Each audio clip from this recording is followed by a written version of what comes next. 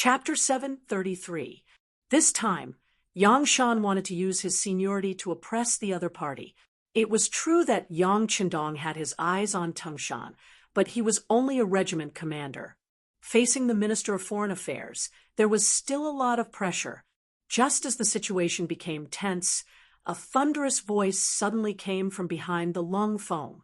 "I'm sorry, Minister Yang, but you can no longer represent the Ministry of Foreign Affairs."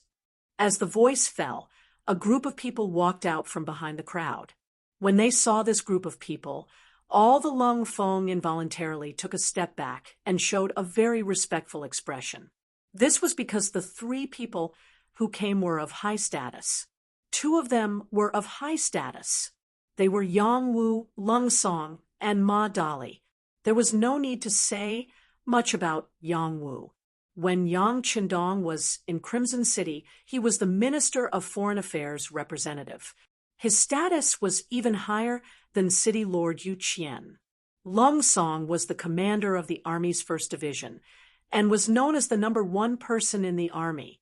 There were even rumors that the 1st Division would become the 1st Army. When that time came, if there were no accidents, the position of 1st Army Commander would fall on him. He was also the superior of all the Lung Feng in the city. His every move was naturally very eye-catching. The third person was Ma Dali. Although his name was very domineering and he looked very burly, he had an official status. He was the first deputy minister of the Ministry of Foreign Affairs. Someone once said that the people in the Ministry of Foreign Affairs should be eloquent and look kind. Only then would it be helpful for both sides to negotiate. A brawny man like Ma Dali shouldn't be in such a team. However, when everyone thought that it was inappropriate, Yang Qindong did the opposite. He appointed this person as the first deputy minister of the Ministry of Foreign Affairs and gave the authority to Yang Shan. The reason why he did this was because what Yang Xie needed now was a strong Minister of Foreign Affairs. Ma Dali fit this role perfectly. For example, the shout that Yang Shan could no longer represent the Ministry of Foreign Affairs was made by Ma Dali. When the three of them appeared, the pressure on Tangshan was greatly reduced. Yang Taizhu also lowered his head. He knew very well that this situation was not something his father could handle. Perhaps when Madame arrived, she could represent 5th Madame to deal with these people. Yang Taizhu placed his hopes on his wife. Yang Shan's expression changed rapidly at this moment, especially when he saw Ma Dali appear. His eyelids twitched violently, and his intuition told him that things were not going well. However, for the sake of his son's safety, he had to hold on until his daughter-in-law arrived. So it's 5th Master Yang and Division Master Lung. Your presence brings light to my humble abode, but why didn't you inform me in advance so that I could go out and welcome you? Yang Shan was indeed someone who often dealt with people. His expression quickly returned to normal. He smiled at Yang Wu and Lung Song as if they were old friends who had a very good relationship. On the other hand, Ma Dali, who was standing beside the two of them, turned a blind eye. Ma Dali was only his assistant. Choosing to ignore him at this moment showed how domineering he was.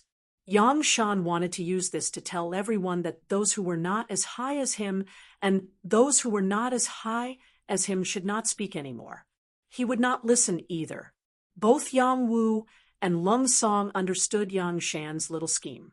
Perhaps they did not have this kind of experience before, nor had they experienced such a secret struggle. However, they had been in a high position for so many years. Even if they had not seen a pig being slaughtered, how could they not have eaten pork? In such a big environment, it was not something that could be avoided just because one wanted to. Some things had long been accustomed to.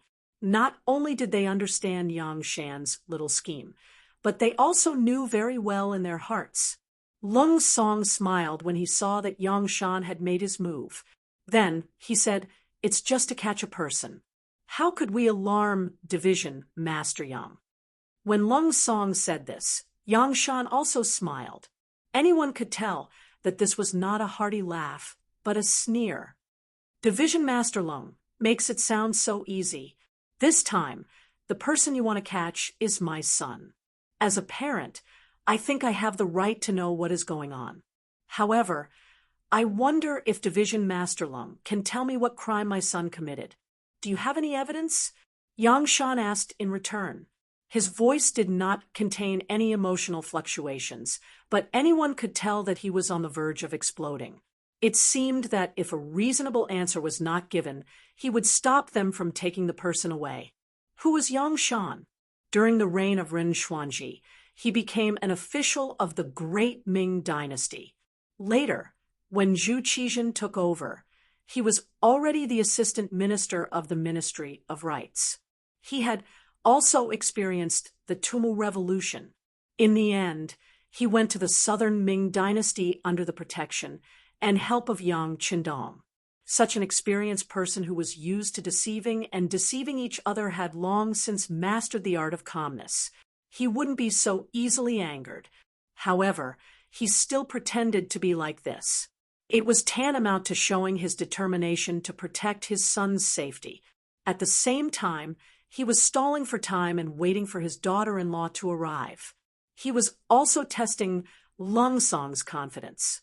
He wanted to see what kind of evidence the other party had and what he needed to do if he wanted to protect his son. Yang Shan stood up. He had single-handedly carried Yang Wu and Lung Song, the two great mountains who had come to the manor. His boldness was enough, and his courage was admirable. If it was some ordinary small matter, he would have to give face and let him go if he personally stood up. What was pitiful was that this time, the order was personally given by the sixth young master. No matter how determined Yang Shan was, he could not overturn the situation this time. The reason why they did not use thunderous methods was because the batch of things that had been sent to the sea had not been shipped back. They could not be completely sure what was inside. Without any definite information, Lung Song was not in a hurry to make the final move. Instead, he chuckled and said, "This is strange. Doesn't your son know what he has done? Why is he asking me about it?" "Commander Lung, I did not do anything. You are accusing me wrongly. It is nothing more than your military being envious of our Ministry of Foreign Affairs. You are accusing me wrongly." Although Yang Taizhu, who was being escorted, was restrained, his mouth was not sealed. He could still speak. Seeing that his father was exonerating him, he took the opportunity to shout and shout. Of course, no one knew how true these words were. Most importantly, Yang Wu was here. If he heard some of these words, would he think that this matter was originally due to the conflict between the Ministry of Foreign Affairs and the military department? And that was why this happened. After Yang Tieju's accusation, many of the cold front soldiers' faces turned ugly. Tung Shan, for example, wished he could give Yang Shan a tight slap across the face and let him know the consequences of slandering the military and its soldiers. On the other hand, Lung Song was not in a hurry. He just stood there with his hands behind his back and smiled. No one knew better than him that this time he took action completely because Director Yang Sen personally came and arranged it. He was just following orders. Why would he be afraid of being accused or even framed? Yang Shan and Yang Tieju's counterattack made the originally tense Yang family courtyard fall into silence. Suddenly, everyone stopped talking. They just looked at each other like they were waiting for something. Yes, everyone was waiting. The Yang father and son were waiting for Lin Lin's arrival. As long as she came, she could represent the fifth young mistress to express her attitude. She was one of the matriarchs. When the master was not around, no one could shake the position of the matriarch. She would have the effect of changing the situation. Yang Wu and Lung Song were waiting for the news from the new dock. As long as the cargo ship was transported back, Qin Shuquan would be caught and betrayed Yang Taizhu. Then, they could start the next step of the operation. At that time, no one would be able to stop them. While waiting like this, the 3 cargo ships on the new dock of Chichen City began to dock again. The dozens of large carts of goods on them were also transported back to the new dock, one by one. Director Chen Shuquan, who was about to leave, was stunned by the scene in front of him. According to his habit, every time the goods were transported out, he would stay at the new dock for a while. After confirming that there were no other problems, he would leave. After all, it was the goods of the Security Bureau. As the director, it was reasonable for him to stay a little longer. Of course, he would stay a little longer because Chen Shuquan was cautious. He was worried that someone would have designs on the cargo ships of the Security Bureau. If he did not stay here, what would he do if something went wrong? And it was this long stop that allowed him to see a good show. The 3 cargo ships that had just set out sailed back, and even the Cold Front Navy came back with the ships. The ships were still the same ships, and the escorts were still the same people. The appearance of this scene made Chen Shuquan's heart skip a beat. He had a hunch that something bad was going to happen. He pretended to be calm and walked towards the 3 ships of goods that were docked at the dock. He was still far away, but his shout could be heard. What happened? Why are the goods being transported back? Director Chen, there was an order from above. We don't know what's going on. A Cold Front platoon leader in charge of escorting the goods said with a salute. The platoon leader really didn't know what happened. Due to the difference in status between the 2 of them, he was telling the truth. Chen Shuquan saw the platoon leader's respect. He seemed to see hope. His face changed, and he said sternly, "Order? Who gave the order? Do you know that this is what the Security Bureau wants? There are a lot of things involved. How can they stop just like that? Send the goods out immediately. As for the order, I will take it for you. I promise that you will not be punished." Chapter 734. Chen Shuquan's thinking was simple. As long as the goods were sent out of the sea and handed over to the people arranged by Yang Taiju overseas, there would be no evidence. At that time, he could just say that he didn't know anything. Without evidence, no one could casually convict him. No matter what, Chen Shuquan was still the head of the Security Bureau's office in Crimson City. His words were still very authoritative. Hearing this, platoon leader Lung Feng hesitated. After all, offending the head of the Security Bureau was not a wise move.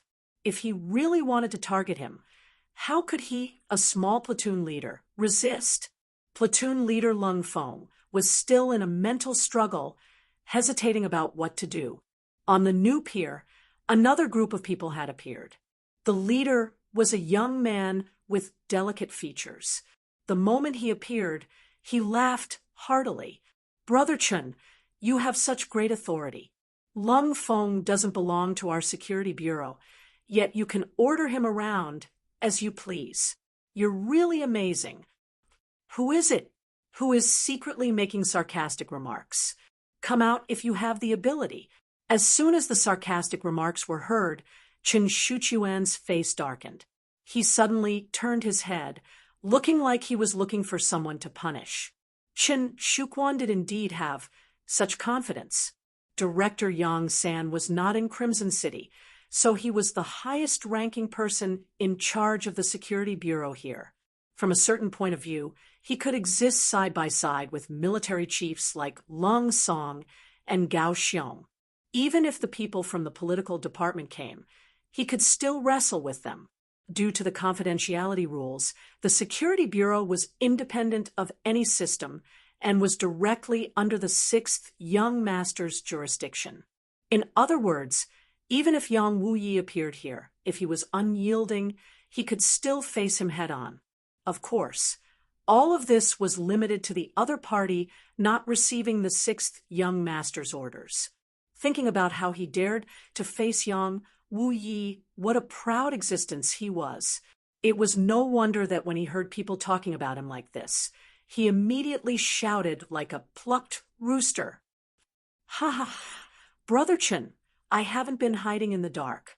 I've been standing here all this time. It's just that your standards are too high, and you didn't notice me." As the laughter continued, Che Chao led a group of 20 members of the Security Bureau's operations team that had been transferred from various places to Chen Shuquan. A group of people strode over.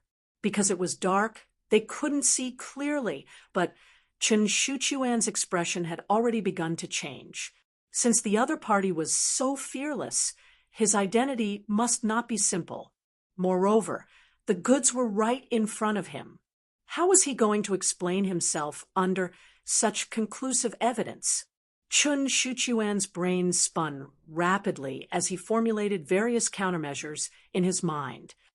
At this time, Che Chao had already strode in front of him. With the help of the street lights on the pier, they could finally see each other clearly. At this moment, Chen Shuquan's face was filled with shock. "Che Chao, how could it be you? Why can't it be me?" Che Chao, who was far calmer than Chen Shuquan, had a smile on his face as he slowly asked, "Brother Chen, why are you so nervous? Could it be that my appearance has delayed your good fortune?" When he suddenly saw Che Chao, Chen Shuquan was indeed shocked. He could not understand why the other party would appear in Crimson City, and why he did not receive any news at all. However, he soon calmed down. After all, the other party's level was lower than his. Even so, what was there to be afraid of?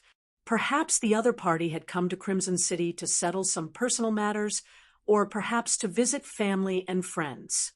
At this point, it must be said that the majority of the staff of the Security Bureau lived in the dark, and the mental pressure was immense. Therefore, every year, they would have a normal holiday to return to society and be an ordinary person. Otherwise, they would be driven crazy. Chen Shuquan thought that Che Chao was probably on vacation, and he just happened to appear in Crimson City, which was why this scene was happening in front of him. It could be said that he was comforting himself. But in short, Chen Shuquan quickly calmed down and strode towards Che Chao. As he walked, he said, "Brother Che, it's not that I want to nag you, but since you've come to Crimson City, you should at least greet me so that I can do my part as a host, right?" Chen Shuquan took the initiative to get close to Che Chao, and Che Chao also smiled and replied, "Hey, I know that Brother Chen is busy, so I didn't come to disturb you. Please don't blame me." Che Chao, being so polite, made Chen Shuquan feel more at ease, and the smile on his face grew wider. "What do you mean by disturb? You don't treat me as one of your own. Just based on this point, you should be punished. How about this? I'll punish you with 3 cups of wine tonight." "Ha! Let's go. I'll find a place to welcome you." As he spoke, Chen Shuquan's large hand had already landed on Che Chao's shoulder. Those who didn't know would think that their relationship was very good. Che Chao, who was originally cupping his fists and apologizing, was waiting for Chen Shuquan's hand to land on his shoulder. The smile on his face suddenly disappeared and was replaced by a cold expression. His large hand suddenly grabbed Chen Shuquan's arm from his chest, and then with a twist, he pulled Chen Shuquan into his embrace, and a Type 54 firearm was pressed against Chen Shuquan's temple. "I'm sorry, Director Chen. I have important matters to attend to, so I don't have the time to drink with you." The sudden change in the situation made Chen Shuquan's subordinates, who were watching everything with a smile, stunned. Then, under the conditioned reflex of their years of training, a few of them reached into their waists, pulled out the knives on their waist, and shouted, "What are you doing? Release Director Chen immediately." "Don't be agitated. Don't be agitated. Let's observe the situation first." Dong Hui, who was mixed in the crowd, played a role at this time. He stretched out his arms, stopping everyone from being impulsive, and gave a few of his subordinates a look. Under Dong Hui's lead, a few of his subordinates also joined the ranks of persuading everyone not to be impulsive, causing the originally tense atmosphere to be suppressed. At this time, Chen Shuquan was in Che Chao's embrace, facing his subordinates. Seeing Dong Hui's performance, his eyes seemed to be about to pop out. But at this time, he also knew that this was not the time to fight with Dong Hui. His opponent was still Che Chao. "Oh, Brother Che, what are you doing? Do you know that everything you're doing is offending your superiors? Do you know, according to our internal family law, if you do this, not only will you die, your family won't get any benefits? Let me tell you, let me go immediately. And for the sake of our previous relationship, I can pretend that nothing happened." Chun Shuquan was still suppressing people with his power, trying to make Che Chao stop. But now that he had the initiative, how could Che Chao easily let go? He looked at the back of Chun Shuchuan's head with a smile, as if he was looking at an idiot. "Director Chun, things have already turned out like this. Don't you know how to repent? Tell me, where are these things going to be shipped?" "Of course it's to the Security Bureau." Chun Shuquan gritted his teeth and said, "Security Bureau? Why don't I know about it?" Che Chao asked again. "Your rank is not high enough. Of course you don't know. Let me tell you, this is the director's arrangement, and it's classified as a top secret. It's already a mistake for you to know this now. You understand?" Relying on his higher rank, Chun Shuquan spouted nonsense. Now, as long as he could get through this, he would find a random crime to take down Che Chao. In short, he would not give Che Chao a chance to ask Yang San. He wanted to silence him. Chun Shuquan was still thinking about what to do once he had the initiative, when a very familiar voice came from behind him. "I don't understand. I've never given such an order, but I don't know who you heard it from." "Of course you don't understand. This is the Bureau." Chun Shuquan was about to say something with an arrogant look, but suddenly he was stunned. This voice was so familiar. It sounded like the Bureau. Directors. Che Chao seemed to know what he was thinking. He loosened his grip slightly, allowing him to turn his head. When he turned his head, he saw Yang San in front of him with a fierce face. Immediately, Chun Shuchuan's legs turned to jelly, and he could no longer stand. With a plop, he sat on the ground. The main culprit had appeared, and Chun Shuquan knew that everything was over. The irrefutable evidence was right in front of him. He was afraid that no matter what excuse he found, it would be useless. When he thought of the director's means and the family law of the Security Bureau, it was really difficult for him to die even if he wanted to. His face turned pale at this moment. "Bureau, Director, I was wrong. Yang Taiju forced me to do everything. I was too greedy." Yang Sen didn't say another word, so Chun Shuquan confessed everything. Now he no longer hoped for a future, or even to live. He only hoped for a quick death and not to implicate his family. He was very grateful. Chun Shuquan was so cooperative, and Yang Sen stood there and listened coldly. After listening to Chun Shuquan, he sighed softly. "Chun Shuquan, you've been in the Security Bureau for a long time, and your name is on the 6th Young Masters list. Do you know that your future is limitless? Do you know how many generations your descendants will be proud of having you as their ancestor? But now, because of your wrong decision, everything is gone." Yang Sen could not say whether he was lamenting or feeling pity for Chun Shuquan. He shook his head several times. It was obvious that this result made him a little sad. After all, it was not easy to cultivate a talent, and they had known each other for so many years, it was impossible to say that they had no feelings for each other. Now that he had made a mistake, a big mistake, it also meant the end of their friendship. It was no wonder that Yang San was a little sad. "Yes, I know that I have done something wrong this time. I am willing to confess everything, and I am willing to testify. I only hope that the director will not implicate my family and give me a quick death." Chun Shuquan could feel the sadness in Yang San's heart. How could he feel good in his heart? But since he had embarked on this path, there was no turning back. At this time, he could only use the last trace of the director's feelings for him to make his own request. Chapter 735. Cooperate well. I promise I won't implicate your family. Yang San knew what Qin Shuquan was worried about. Perhaps this was the only thing he could do for the other party. He patted the other party's shoulder lightly. Che Chao, I'll leave this to you. He will cooperate well with you and tell you everything we want to know. Director, don't worry, I'll get the confession immediately. Che Chao patted his chest and promised. There was a glimmer of excitement in his eyes. The chance to make a big contribution had come. As long as he did this well, he could get promoted as he wished and become the new director of the Crimson City Security Bureau. One was eager to make a contribution, the other was eager to atone for his sins. The two of them got together, and the process of taking notes and testimonies went very smoothly. In just half an hour, a clear file appeared in front of Yang San, who was in the duty room. After taking a quick look, Yang San sighed softly. Send someone to inform Yang Wu and the palace. It's time to reel in the net. Also, get the action team to move out. All the officials related to this matter must not be let off. Arrest them all. Yes, I'll do it immediately, Che Chao replied, and turned to leave.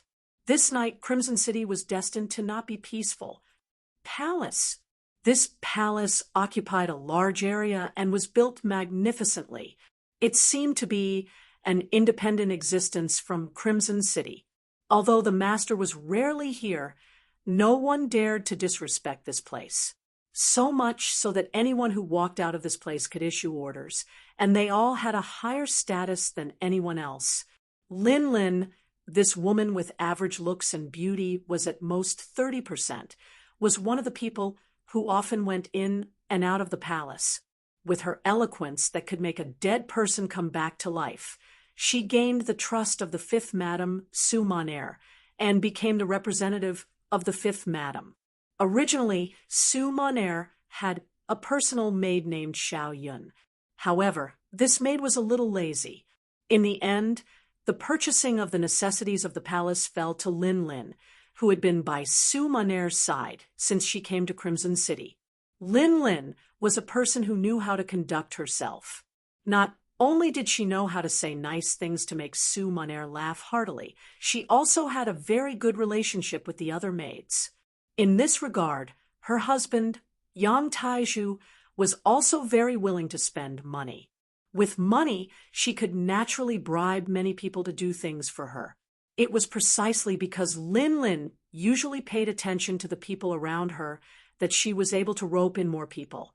When the Yang mansion was surrounded, Yang Shan arranged for his trusted steward to leave through the secret passage in the mansion and come to the palace. Soon, a servant girl who had received favor handed the news to Lin. Lin, who suddenly received the news, was shocked. Although she didn't know what her husband, Yang Taizhu, did for a living, seeing how generous he usually was, she could guess that the money might not be so honorable. Because of this matter, she had hesitated and considered. However, when she thought of how his father was the dignified Minister of Foreign Affairs and was the person favored by the sixth young master, it was reasonable for such a family to have some unexpected wealth. She didn't think too much about it. However, now it seemed that the matter was a little serious. Once something happened to her husband, she would have no backing and no income. How could she unite more maids in the future? This would shake her foundation. She had no choice but to save him. Lin decided to take action. However, before leaving the palace, she still had a very important thing to do. That was to first obtain the support of the fifth Madam. Only in this way could she be considered to have the sword of the imperial court. Only then could she do things without fear. Is Madam asleep? Lin came to the room where Su Monair was resting and asked the maid on duty tonight. Not yet. Sister Lin, is something the matter? The maid on duty had a good relationship with Lin and asked with a smile, I have a small matter to see Madam. On the surface, Lin acted as if nothing had happened. As she spoke, she had already walked into the bedroom. When she saw Sumaner sitting in front of the god's mirror, removing her makeup, she knelt on the ground without another word. It was just an action without a word, but it gave Xiao Yun a fright. Sumaner, who was sitting there, also saw everything that happened behind her through the divine mirror. She was also shocked. Ling, what happened? Why do you have to be so respectful? It was just like how Yang Qindong asked his subordinates not to kneel for no reason in the palace. Unless it was an important occasion, there was no rule to kneel. Madam, please save Ling, save the life of my husband's family. With a tear-stained face, Lin Lin looked like an excellent actress at this moment. She spoke as if she had been wronged. What's going on?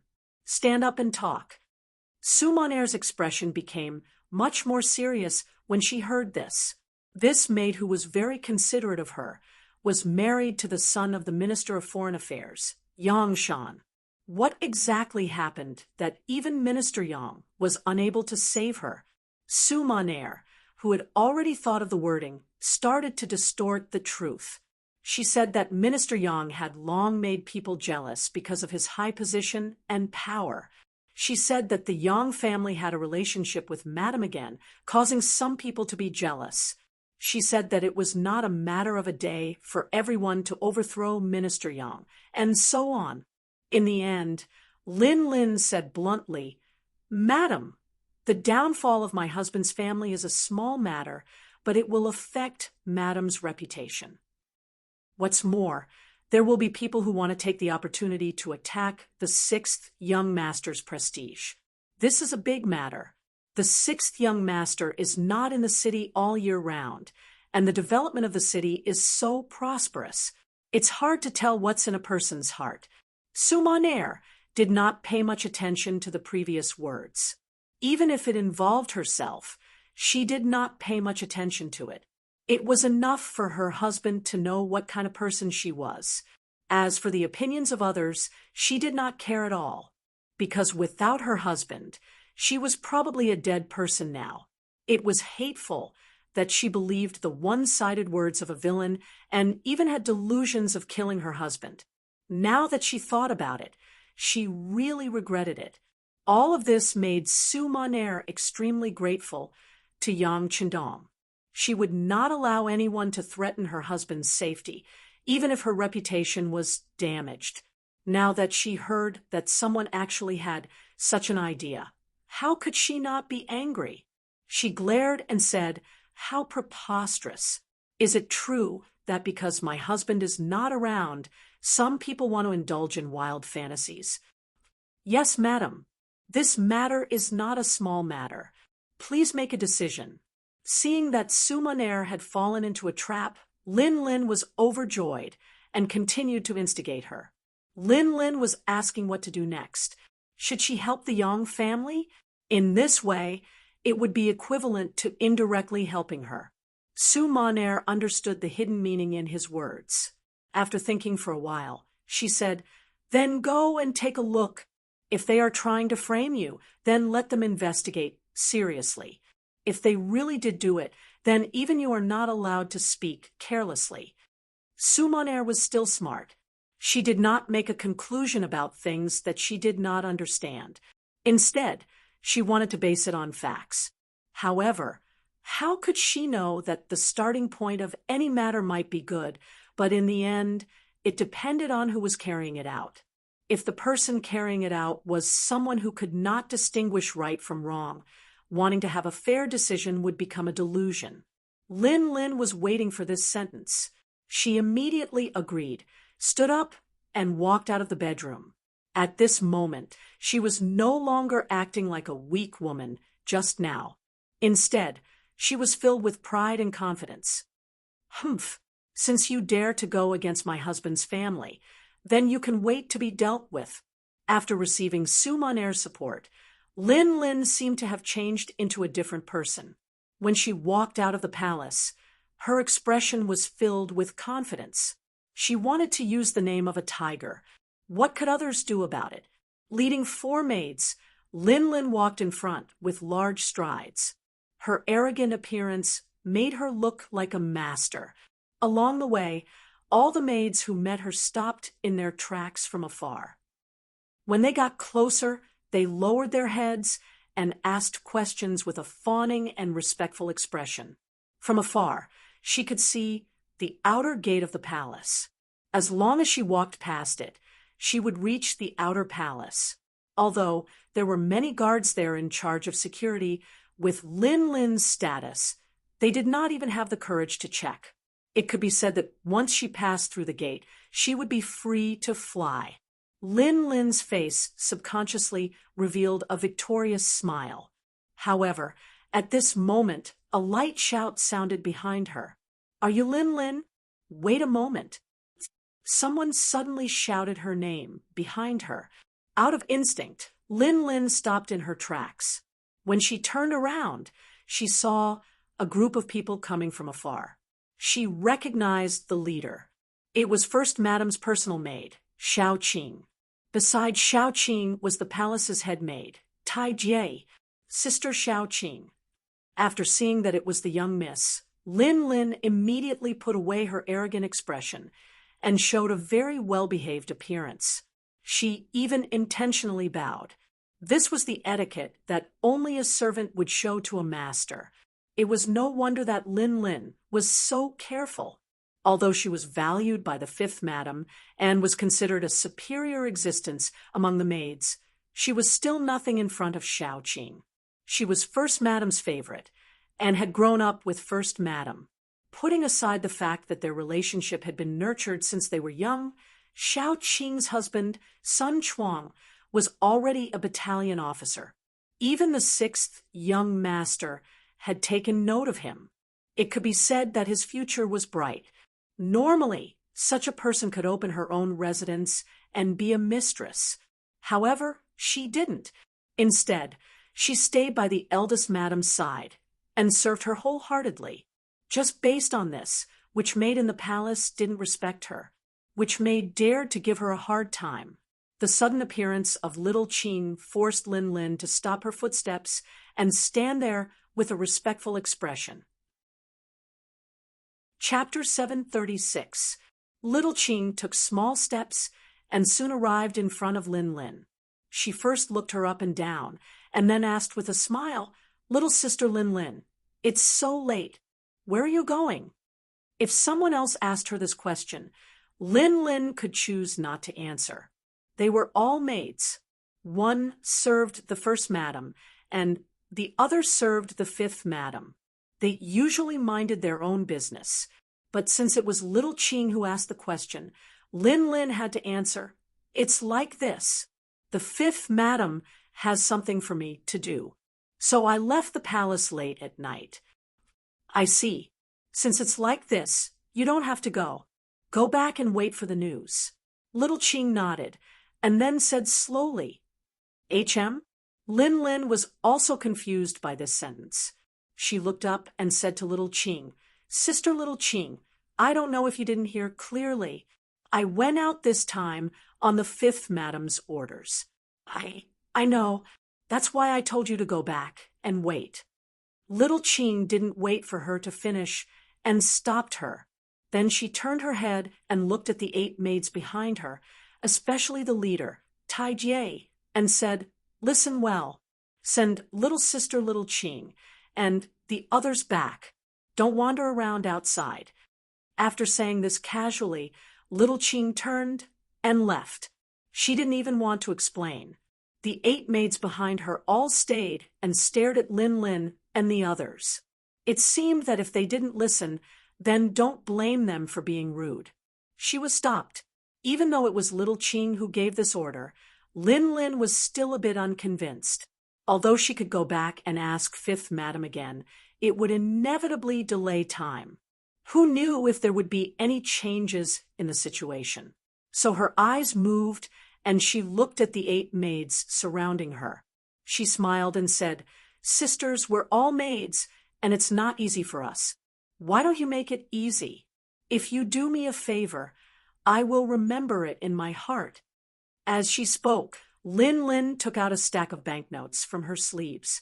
The smallest banknote on the stack was worth 100 taels. She took out 800 taels. One had to say that Lin Lin was very generous.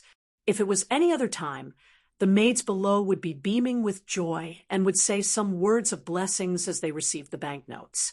However, it was a pity that this time, the trick that worked every single time did not work. The faces of the 8 maids didn't change at all. The leader, Tai Jie, acted as if she didn't see the banknotes and said, "Lin Lin, you'd better not make things difficult for us. Be obedient. Otherwise, once we start fighting, it will be really embarrassing." After getting the cold shoulder, Lin Lin's face became very ugly. She gritted her teeth and said, "Okay, then I'll go find the 5th madam. I don't believe that there's no justice in the palace." As she spoke, she turned around angrily and walked straight to the palace where the 5th madam was resting. At this time, Lin Lin didn't know that her backer, the 5th madam, had been invited to the 1st madam's palace. Not only Madame Wu, but Madame Shui, the 3rd madam, was also there. At this time, they were reading a telegram sent by Yang Chendong, which talked about some things about Yang Taiju. Su Monair had just left when she received a message saying that the 1st madam had invited her. In the days when Yang Chendong was not around, the master of the palace was naturally the 1st madam, Hu Yan. Now that the 1st madam had given the order, not to mention that she had not yet rested. Even if she had rested, she still had to get dressed and get up. Su Monair didn't dare to delay. With the help of the maid, Xiao Yun, she put on some light makeup and rushed to the 1st madam's palace with a group of maids. As soon as she entered the hall, she saw that Hu Yan and Madame Shui had already taken their seats. "5th sister, you're here. Come and sit."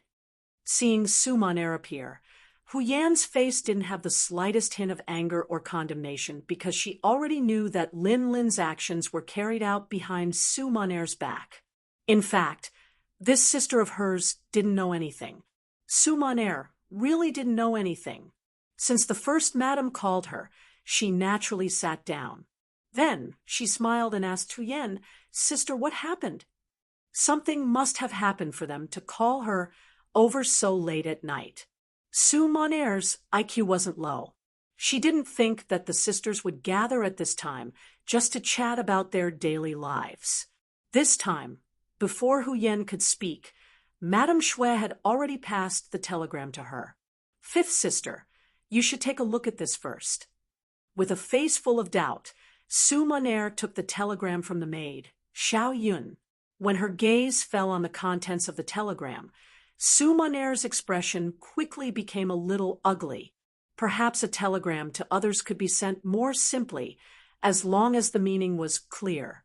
But how could Yang Chendong be stingy with his words when sending a telegram to his wife? In this telegram, Yang Chendong explained everything very clearly. He even mentioned Lin Lin's name. Although some things couldn't be described in such detail, like when they met, the mention of Lin Lin's name already explained a lot of things. While Su Monair was still digesting this news, Hu Yan had already opened her mouth and said, "This time, my husband is really angry. He risked his life at the front lines to fight for the world, working hard to save more Han people.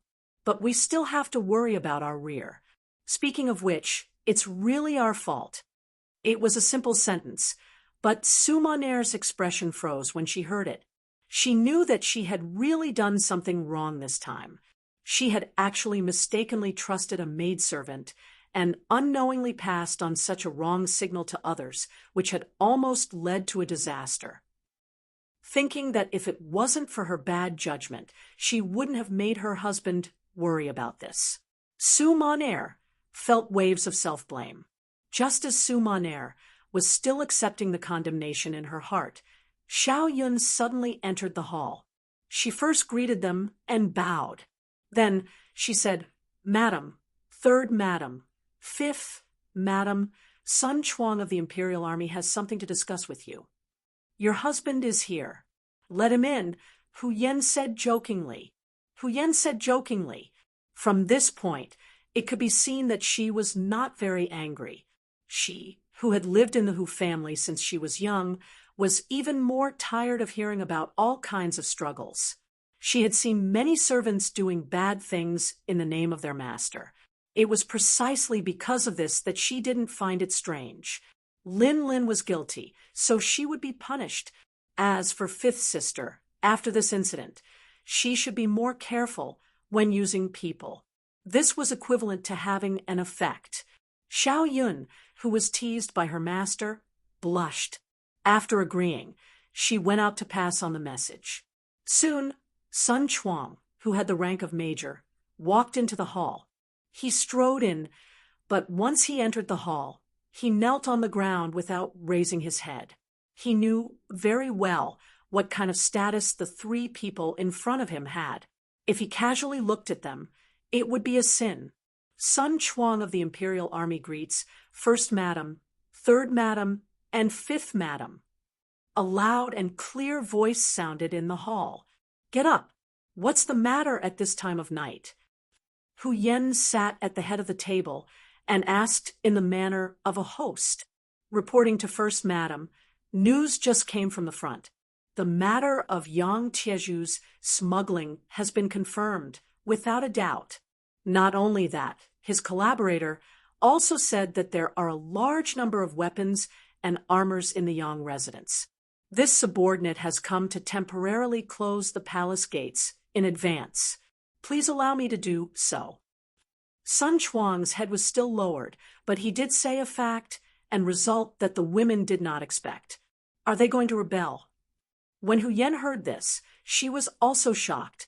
It was common for subordinates to do some evil things in the name of their master, and it was also very difficult to truly prohibit it. However, the matter at hand involved military supplies, so the nature of the matter had changed. Among the three women, when Sumaner heard this, she was so scared that her face turned pale. Even the newspaper in her hand fell to the ground. At this moment, she finally knew what kind of end she had gotten for her nepotism, and it was her husband who had sensed all of this.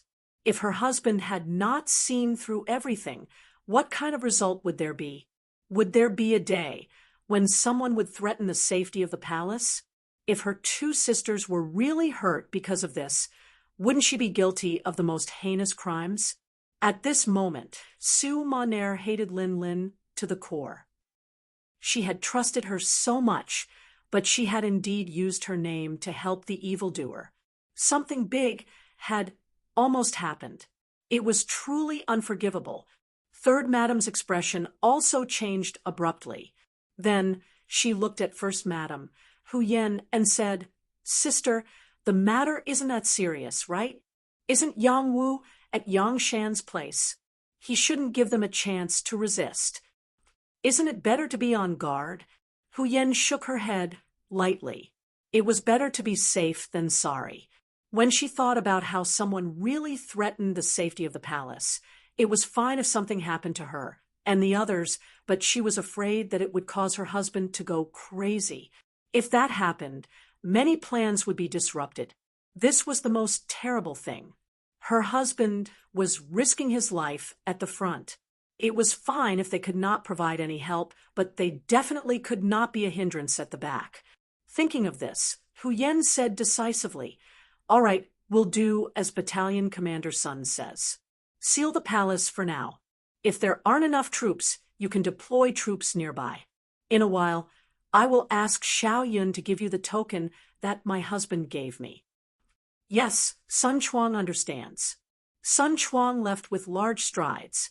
Holding the token that Hu Yen gave him, he mobilized a cold front battalion to protect the palace. And inside the palace, the three madams also returned to their own palaces. Su Maner also returned, but her expression was not good. Thinking about what she had said before the three sisters separated, she would definitely give them an explanation. On the way back, she clenched her right fist several times, loosened it, and clenched it again. Chapter 737. Suma Nair had been through a lot since she was young, and her willpower had long been tempered to be very firm. Otherwise, she would not have attempted to assassinate young Chandong. But recently, or rather, ever since she came to Crimson City, she was completely protected. Every day, there were people serving her in the palace. Over time, her wildness had been worn away, and she had become much purer. She originally thought that her life would be like this. One day, when she gave birth to a child for her husband, she would be happy for the rest of her life. But now, it seemed that conflicts were everywhere. If she was careless, she might be consigned to eternal damnation. Fortunately, her husband was reasonable and understood people's hearts.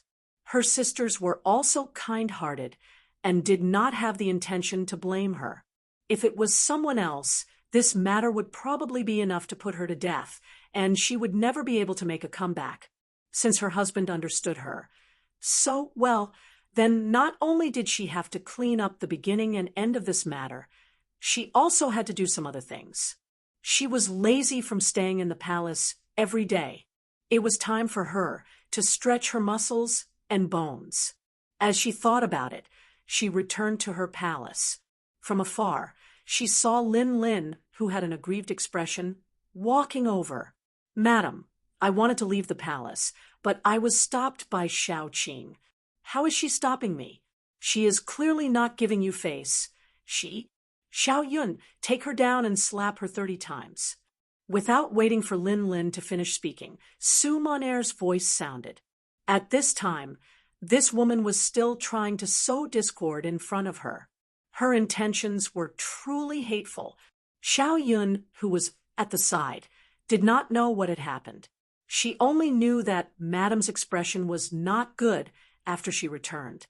Now that there was an order, she did not dare to disobey. She brought 2 maids to Lin Lin's side, and a series of loud slapping sounds rang out. Lin Lin was still thinking that this time, she was ordered to leave the palace. This time, 5th Madam would definitely stand on her side. Who would have thought that there would be such an outcome? When the palm hit her face, she did not react. It was only after being slapped a few times that she became clear-headed and cried out that she had been wronged. At this time, Suma Nair had already entered the inner chamber. Xiao Yun followed by the side with a face full of confusion and doubt.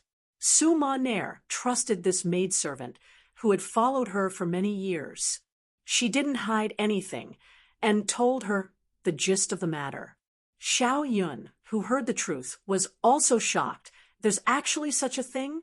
Doesn't that mean Lin Lin is also one of the accomplices? Then what are we? Yes, what are we?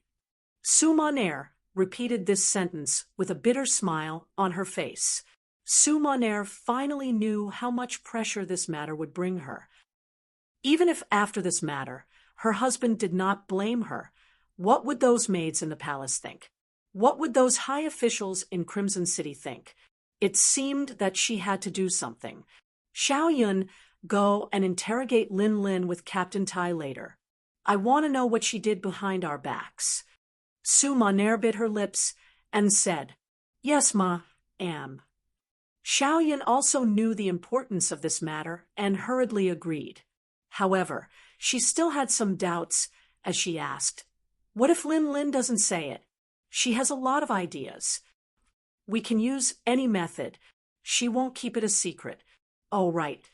Doesn't she still have a father outside the palace who drinks every day? If she doesn't say it, then she will be harming her father. As Suma Nair spoke, her eyes revealed a terrifying aura. People say that if you don't experience some things, you will never grow up and mature. And this time, Suma Nair had obviously grown up a lot. Hearing that even her family was being threatened, Xiao Yun knew what to do. And with her father's threat, she was not afraid that Lin Lin would not say it. But what should she do after saying it? She had no choice but to ask, How should we deal with Lin Lin? Kill her. As long as she cooperates, you can tell her that her father can still live out his remaining years in peace. She seemed to have used the last bit of her strength to say this. Su Maner waved her hand at Xiao Yun, meaning that she was tired and needed a good rest. Xiao Yun left, but she did not know that Su Maner, who was in the bedroom, was not sleeping. Instead, she was thinking of a very big plan, a department that would eventually be comparable to the Security Bureau became a prototype that night. After reporting it to Yang Qindong, it was given a new name, the Central Intelligence Agency. And the boss of this Central Intelligence Agency was Su Maner. Its appearance would greatly make up for some of the negligence of the Security Bureau. In the future, it would make countless military achievements. This was probably something that even Yang Qindong did not foresee. After Lin Lin was slapped 30 times, she, who had a mouth full of blood, was dragged to the woodshed at the side. There, Xiao Yun set up a temporary torture chamber. Whether it was coercion or enticement, in the end, she found out everything she wanted to know. The result was still very gratifying. Lin Lin was only after Yang Tieju's family background and money. She did not really participate in what he did. This made Su Maner, who knew everything after the fact, heave a sigh of relief. She was guilty, but her sin was not that big. She could finally face Yang Qindong and her sisters. Lin Lin was finished. The father and son of the Yang family, who were still unaware of all this, still placed their hopes on him. After waiting for a long time, no one came. Instead, a secret agent from the Security Bureau came to the Yang residence. He came to Yang Wu's ear and whispered something softly. Yang Wu was originally standing there calmly, but after hearing the whispered news, his entire person became unwell. His eyes widened as he looked at Yang Shan and the captured Yang Taizhu. Suddenly, he laughed out loud. "Good, very good. I didn't expect that you were not only after money, but also have greater ambitions. Men, search. Turn the entire Yang residence upside down 3 times. Even a tile must be smashed into pieces. Absolutely not allow any item to remain intact." Yang Wu suddenly gave this ruthless order, and the Lung Feng soldiers who came with him agreed and began to move. Facing the ruthless Lung Feng warriors, Yang Shan wanted to stop them, but he realized that it was useless. He could not help but ask Yang Wu, "Master Yang Wu, what is the meaning of this? What is the meaning of this? What is the meaning of this? Why are you asking me about the good things you did?" Yang Wu's face was overflowing with anger. He had just received news from Bureau Chief Yang San. Chun Shuquan said that once when he was drunk, Yang Taizhu boasted that he had prepared some weapons and armor in his residence. If things changed, they could cause havoc in Rayman City and even threaten the safety of the palace in order to protect themselves. Once the news came out, Yang Wu could no longer remain calm. If such a thing really happened, then he had let down the young master's trust. In that case, even if he died, he would not be able to thank the world. Facing such a person, how could he still be courteous at this moment? Yang Wu was angry, so the Lung Feng warriors also began to act. The huge Yang residence was quickly turned over, and many things were found. There were more than 4 million taels of gold and silver notes. This was equivalent to Bai Ming's or Nan Ming's annual income. After Yang Taizhu started smuggling, he had earned so much in just a few times. This did not even include the huge expenses. From this, one could see how big the profits were. Other than the gold and silver, there were actually 2088 rifles, 300 sharp swords and spears, hundreds of sets of armor, and dozens of boxes of bullets and grenades. When these things were piled up like a small mountain in the courtyard of the Yang residence, Yang Shan finally lost his imposing manner and fell to the ground with a plop.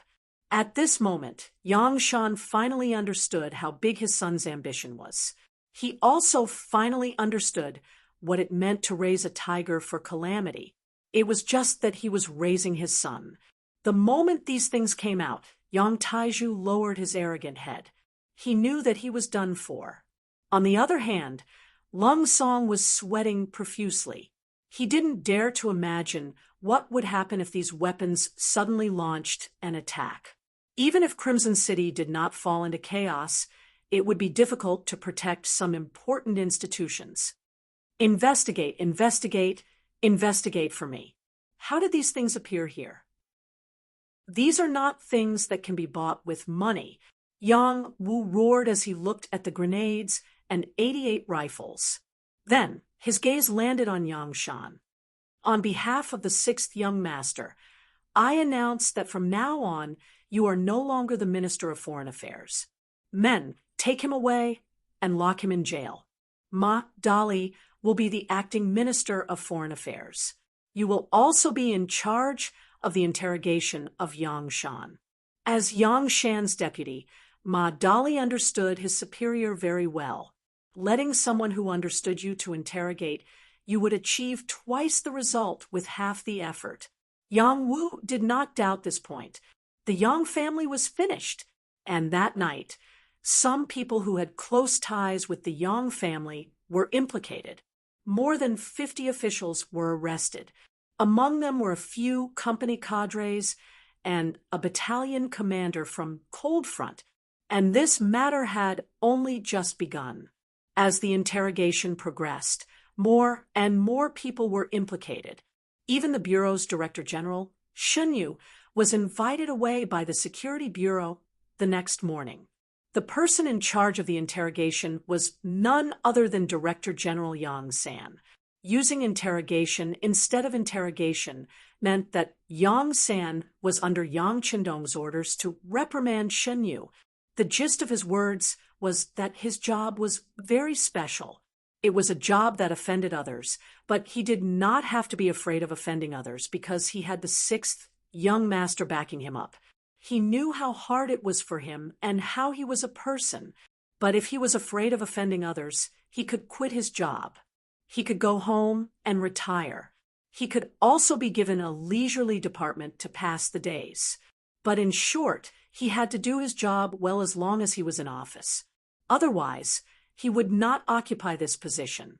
Facing Director General Yang San, who was under the orders of the Duke of Loyalty, Shen Yu did not dare be careless. He immediately nodded to express his understanding and promised that such a thing would not happen again. If he encountered any injustice or lawlessness, he would be the first to stand up. At the same time, he thanked the Duke of Loyalty for his trust in him.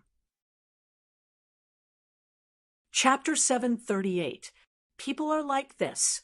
Once they are in a high position, they are not willing to give up their power.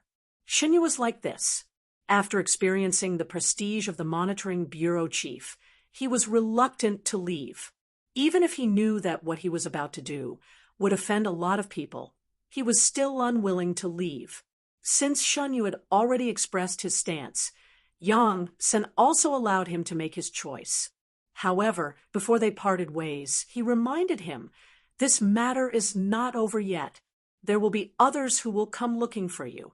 You just have to wait. I hope that you can perform well." He did not say who was looking for him, nor did he say what it was about. Yang San left, leaving Shen Yu with a mystery in his heart. This mystery did not last long. Just as he was about to get off work, someone from the Security Bureau came to invite Shen Yu to the famous Min Lu Fu restaurant in the city for a banquet. Shen Yu knew about Min Lu Fu. Usually, many people with status were willing to hold their banquets there. He also heard that the background of the restaurant was very strong, but outsiders did not know the specifics. Since Yang San sent someone to inform him, and since he had already said hello, Shen Yu would naturally go. After getting off work, he went straight to Min Lu Fu restaurant. When he arrived at the restaurant, which covered an area of more than 10,000 square meters, there were already people waiting for him outside. When they saw him arrive, they led him straight to the 3rd floor. In the private room on the 3rd floor, when Shen Yu opened the door and entered, he realized that he was not the first to arrive. The 1st Division commander of the Navy, Gao Xiong, and the political department's Mo Chengyu had arrived before him. Gao Xiong was the commander of the Navy's 1st Division. It was said that the Duke of Loyalty wanted to expand the division into an army. If nothing unexpected happened, this person would become the 1st Navy commander. Ji Cheng-yu was one of the members of the political department. He was also the political commissar of the Army's 1st Division. There were already rumors that he would become the 1st vice minister of the political department. One of them represented the Navy's 1st Division, and the other represented the Army's 1st Division. Their arrival seemed to explain some things. When the 3 of them met, they naturally had to exchange greetings. However, their personal relationship wasn't very deep. This had to do with their identities and statuses, and also because they each represented different forces. It was impossible for them to sit together and drink and chat merrily. Where there are people, there are rivers and lakes. This sentence was also very appropriate to use here. Even though Yangxia hadn't been established for a long time, and many of them were newcomers, fighting seemed to be something that humans were born with. It was the kind that didn't need to be taught. You could learn it very well and play it very smoothly. Since there were benefits, there would be fights.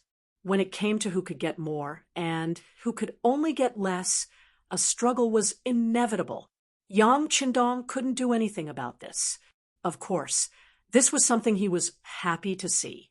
The people below him were all as good as one person.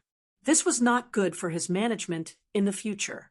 The private room was very spacious, at least 100 square meters. The 3 of them sat in 3 different directions, and soon there was silence. Perhaps they were all wondering why Director Yang Sen had invited them here. What was he going to do? What kind of performance should they have? Just as the 3 of them were still immersed in their fantasies, the door suddenly opened and 2 people came in. When the 2 of them appeared, the 3 people in the room hurriedly stood up, their faces filled with respect from the bottom of their hearts. There was no other way. The people who came were the director of the Security Bureau, Yang San, and the future 6th Madam, Luan Xiaoyu. Yes, the one who came with Yang San was Luan Xiaoyu. Not only did she come, but she also walked in front. From this point alone, she should be the host of today's meal. Hello, Director Luan. Because Luan Xiaoyu also had the identity of Director of Publicity. Before she was brought into the palace by Yang Qindong's legal wife, everyone was used to calling her Director Luan. Hello, everyone. I've made you wait for a long time. I'm really sorry. I just came out from City Lord Yu's place. Luan Xiaoyu had a smile on her face. Although she was very young and was still a few years away from 18 years old, the long-term training had shown the results. She showed a very mature side. Even when she saw 3 people with great power, she didn't show the slightest bit of fear. Luan Xiaoyu was very clear in her heart who gave her everything today and why the 3 people in front of her respected her. It was precisely because of this that after receiving Yang Qindong's telegram, she quickly returned to Crimson City from below. She began to carry out the following reforms, investigating the other movements. After the incident with Yang Qindong felt that it was always right to nip the problem in the bud. He couldn't always see the serious consequences before coming out to take care of everything. If that was the case, it would only cause unnecessary internal friction. After making this decision, he placed this heavy responsibility on Luan Xiaoyu. Yang Qindong knew that Luan Xiaoyu was still young, but this person was absolutely loyal to him. Her love for him was also the purest. He didn't have to worry about her betrayal. Moreover, as his woman, she should experience more storms. After all, he couldn't imagine what kind of achievements he would achieve in the future. If the women by his side were too ordinary, then it would really harm them. In the future, when Yang Dong entered the headquarters, he had watched some TV dramas when he had nothing to do. There were quite a few dramas in Guangdong, although he didn't want that scene to happen to him. As his woman, she had to have the ability to protect herself. This was him helping Luan Xiaoyu grow up in advance. After accepting this mission, Luan Xiaoyu also knew that this was Dong Shuai's way of reminding her, so she made up her mind to perform better to prove herself. Thus she came. Not only did she come, she even went to Yu Qian's office before coming. She chatted with this senior for a long time and decided on the direction of her work. The only regret was that Yu Qian did not accept Luan Xiaoyu's invitation. Even if it was Yang Qindong's intention, the result would be the same. In Yu Qian's words, his main job was still the development of Qiqian City. As for the other work, he would do his best to cooperate, but he would not delve too deeply into it. After all, a person's energy was limited. Yu Qian's rejection was actually for Luan Xiaoyu's sake, because with his prestige, if he really participated in this matter, she would have nothing to do with it. When she really achieved results, her achievements would also be covered up. Thus, Luan Xiaoyu was grateful from the bottom of her heart for this senior's care and guidance. The moment she entered the private room, Luan Xiaoyu told everyone about her meeting with Yu Qian. This was equivalent to telling everyone that what she wanted to do not only obtained the consent and attention of the sixth young master, this could be seen from her own identity, and the fact that Bureau Chief Yang San accompanied her throughout the entire process. She also obtained the full cooperation of the city lord, Yu Qian. The three people present were all extremely intelligent. They immediately understood what he meant, and the smiles on their faces widened a little. Since a matter had received so much support, there was no way they could refuse. Luan Xiaoyu walked into the private room, and after greeting the three of them, she did not immediately sit down. Instead, she walked to the window of the private room and looked out. At this time, the sky was already dark, but the street lights in Crimson City were already lit up. One could see commoners coming and going on the streets. It was very lively. Not far away, some of the nearby residential areas were also lit up with electric lights. Looking from afar, it really looked like tens of thousands of homes were lit up. According to Yang Qindong's intention, there was no curfew in Crimson City unless there were special circumstances. As time passed, not only were the commoners used to it, it was still very lively even at night. There were even some tea houses, restaurants, brothels, and casinos that had better business at night. This promoted the rich life of the entire city and promoted the economic development of this place. Yes, there were brothels and casinos in Crimson City. However, these industries were not something that everyone could do. They required a special industry certificate issued by the city lord's mansion, and the taxes were heavy. On this point, Yang Qindong was also clear that there were some things that could not be truly prohibited. Rather than letting others secretly hide and do it, it was better to openly take it out and standardize it. He could also collect more business taxes and use it to serve the army and the people. Wouldn't that be better? So lively. Looking out the window, Luan Xiaoyu could not help but say, with emotion, "Yes, so lively. This kind of scene can't be seen even in Beiming or southern Ming's capital." Shen Yu also stood up and came to the window. Looking at everything in front of him, he also sighed with emotion. Such a lively place needs to be protected by us. Just based on this, we should all feel proud.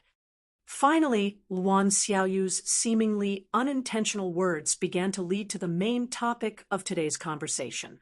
Hearing this, Shen Yu and the other two's expressions turned cold. No one said anything. After all, Yang Tieju's matter had just happened. If everyone sang praises now, it would be too much of a bootlicker. The others did not say anything. Only Luan Xiaoyu continued. "Today, I called everyone here because of my idea, and also because of the sixth young master's idea. After Yang Tieju's matter, he even secretly hid weapons. This might be a special case, but at the same time, it also shows that we did not do our job well. There should be many people and departments involved in this matter, but we were completely unaware of it. In the end, we had to rely on the sixth young master to remind us what to do. Doesn't everyone feel ashamed because of this? Wan Xiaoyu's voice became louder and louder. At the end, there was a hint of reprimand in her voice.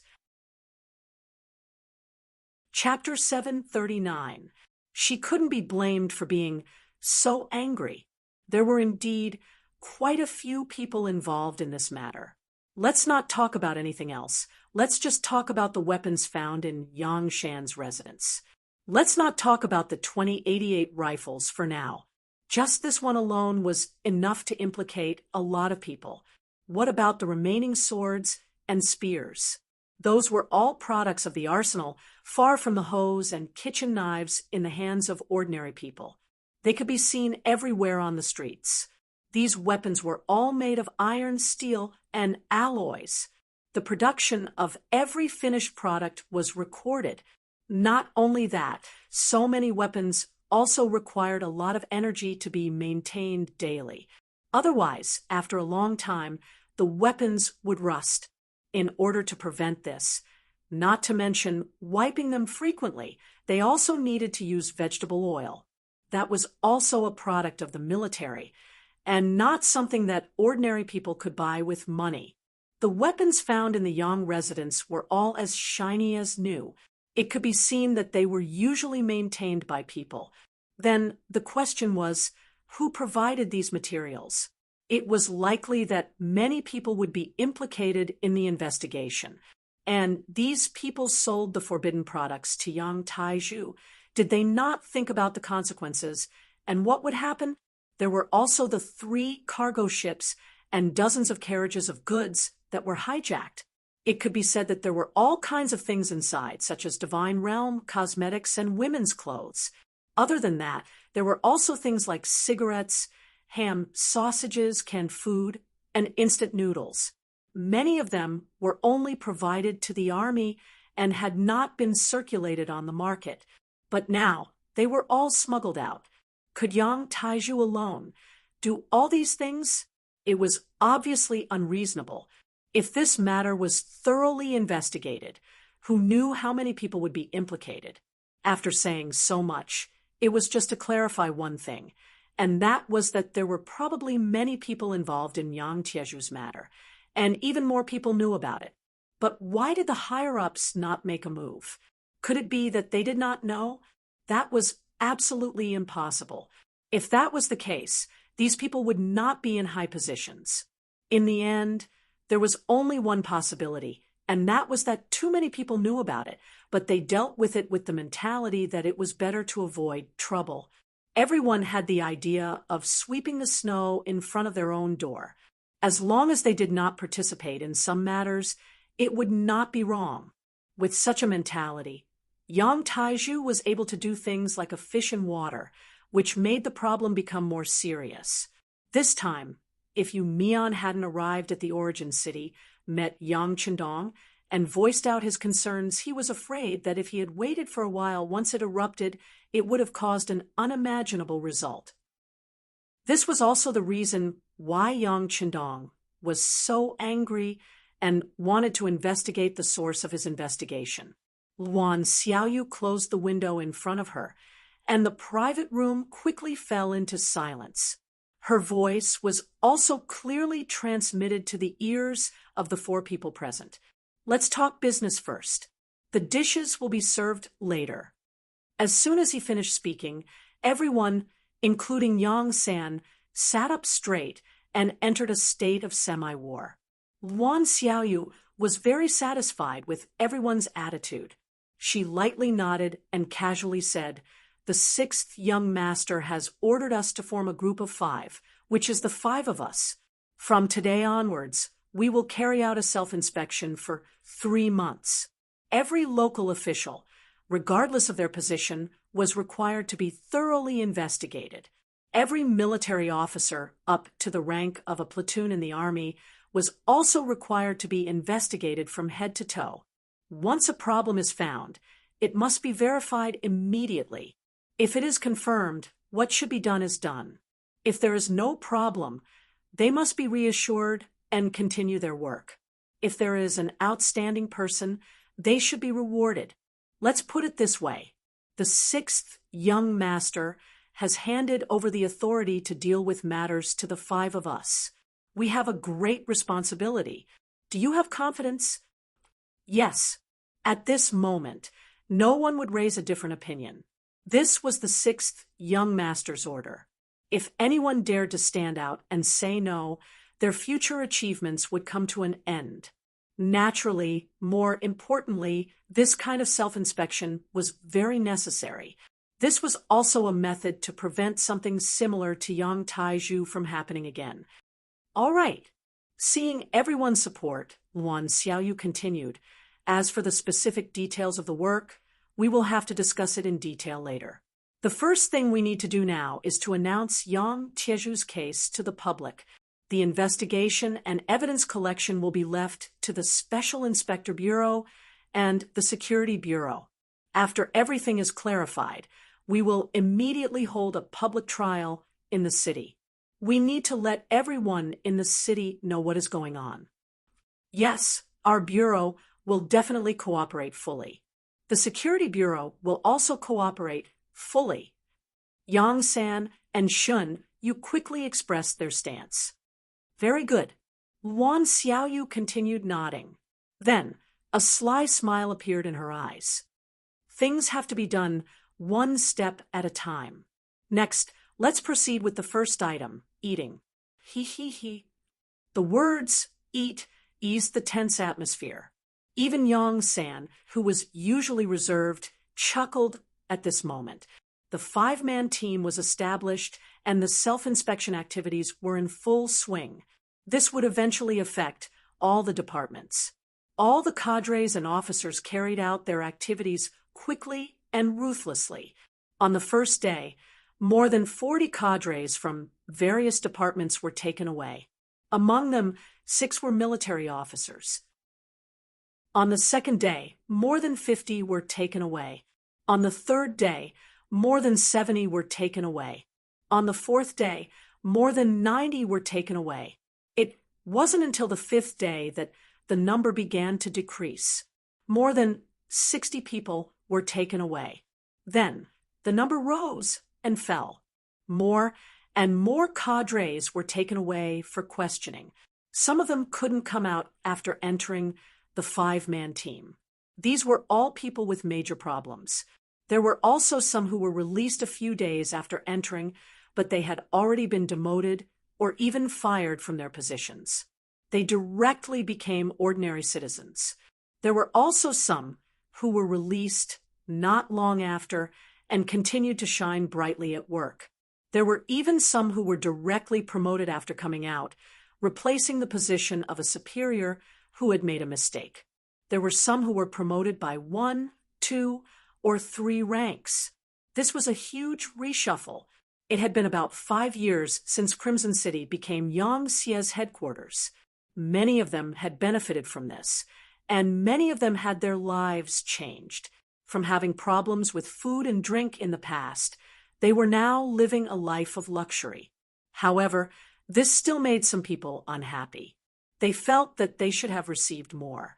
Even if Yang Qindong implemented a high salary policy, and their salaries were enough to cover their family's expenses, there were still some who couldn't help but reach out. In the face of such a greedy person, of course, Yang Qindong wouldn't be polite. This time, he checked again and eliminated all the black sheep with such thoughts. One could imagine that after this incident, the atmosphere of the entire Crimson City would change. In the future, the efficiency of work would also become faster and faster. The self-inspection activities were still ongoing, and many people's fates had changed. Some who benefited from their work were promoted, while some who were greedy received their deserved retribution. At this moment, Yang Qindong sent another telegram to Luan Xiaoyu. a new policy to raise the treatment of officials had been implemented, and that was the special ticketing system. The so-called special ticketing system was similar to the planned economy in the early days of the Republic, where the citizens would be given food stamps to purchase meat and grains. Yang Chundong requested for the officials to be given a certain percentage of their monthly salary. Once they had such ticketing, they would have priority to purchase some sought-after goods in the market. For example, cigarettes, all sorts of beverages, bottles of strong liquor, magical mirrors, high-grade cosmetics, and beautiful women's clothing. For this, Yang Chundong requested for a store to be set up in Crimson City. This store had a complete range of goods, and the quantity was sufficient. However, there was a difference, and that was that everything had to be purchased with special ticketing systems. Here, silver and even gold were useless. The reason for such a decision was that there were too many officials in the 5-man investigation team. In addition, the momentum was very large, which caused many people to feel fear. There were actually not enough officials to go around. In order to make more capable people work for him, Yang Chundong decided to give them some benefits. Under such temptation, he was not afraid that some people would not be loyal to him. It had to be said that when the special ticketing system appeared, the ticketing systems in the hands of the officials became popular goods. Although there were a lot of factories in Crimson City and a lot of good things because there were too many merchants outside, the supply could not meet the demand. As a result, even in Crimson City, some items were difficult to buy. With the special ticketing system in the store, those good things that could not be bought outside were actually available here.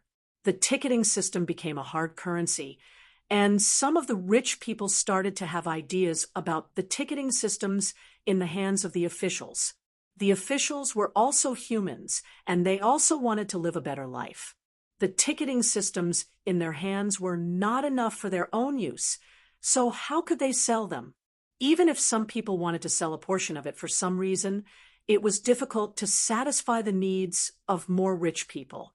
Over time, some people had no choice but to give up on buying it and think of ways to become officials themselves. Yang Chundong's move caused the number of people who applied for the official exam to increase by a lot, greatly alleviating the pressure and fear brought to everyone by the 5-man team. Crimson City finally continued to move forward amidst the wind and rain. After many new officials took up their positions, the effects in all aspects were indeed much faster than before. Just from this point alone, it seemed that the previous efforts were worth it. Just as the 5 young misses were carrying out their operation with great momentum, Su Monair was not idle either. She left the palace several times to look for good seedlings in the CIA. Her request was a little strange. She requested for all of them to be women because she believed that some things were more convenient for women to do than men. Chapter 740. After obtaining Yang Chundong's approval and support, Su Monair not only received a large amount of funds for her activities, but she was also allowed to enter the refugee camp in Crimson City to find suitable seedlings among the 5 million people who made the deal with the Southern Ming Empire. Under such generous conditions, girls and women were chosen by Su Monair one after another. They became the first batch of important personnel in the CIA and became the cornerstone of the CIA's development. In this incident, many people were also caught in the crossfire because they did not perform their duties properly. There were many people in the military and the local government. However, at the same time, the working environment became more pure. Even the relationship between the military and the political department was eased to a certain extent. Lung Song's name was not in the 5-man team, although he was the political commissar of the 1st Division, Mo Chungyu, and it looked the same, only he knew that it was because he was the main force in the confrontation between the military and the political department. There was also a period of time when he was very close to Yang Shanjia. This was clearly a warning from the sixth young master to him. From the moment the five-man team was formed, the smart lung song immediately changed his strategy. He no longer resisted the work of the political department. Instead, he cooperated with it. This also allowed the military's work to be greatly improved. When the news reached Yang Qindong's ears in the first city, he smiled and was very satisfied. If a force wanted to develop, it was just like life. It would always encounter problems. The key was the kind of mentality one had to solve the problem and not blindly escape and endure. Only by cutting off one's wrist would there be a new life. Otherwise, even if one was still alive, one would not be a healthy person. The matter of Crimson City had returned to the right path. In the process of returning, there would definitely be some pain. Some people and old friends would also be cut off from fate. However, the path that should be taken still had to be taken.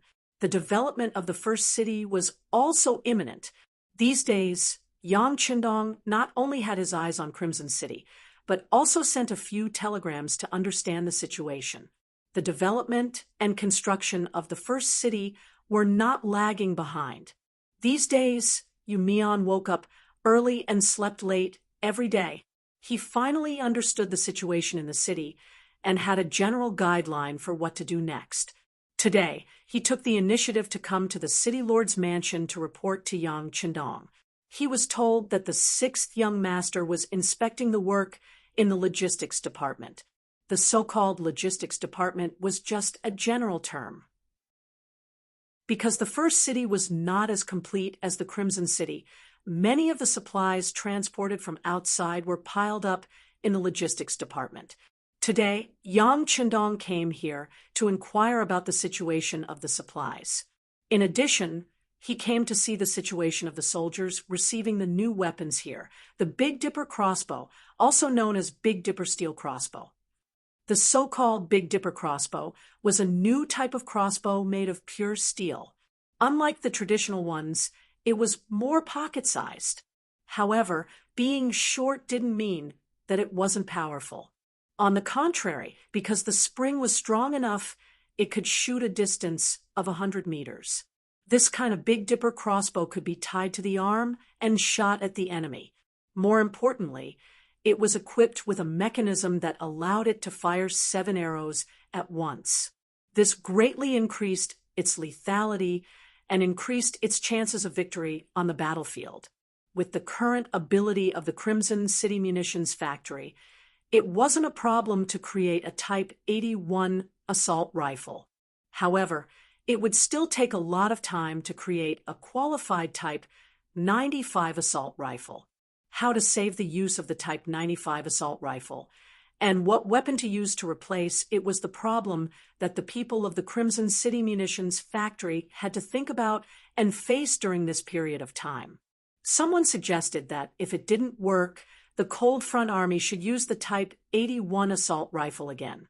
However, this idea was quickly rejected, not to mention that with the current factory ability of the munitions factory, the number of Type 81 assault rifles that they could create was limited and could not be provided to all the Cold Front Army soldiers.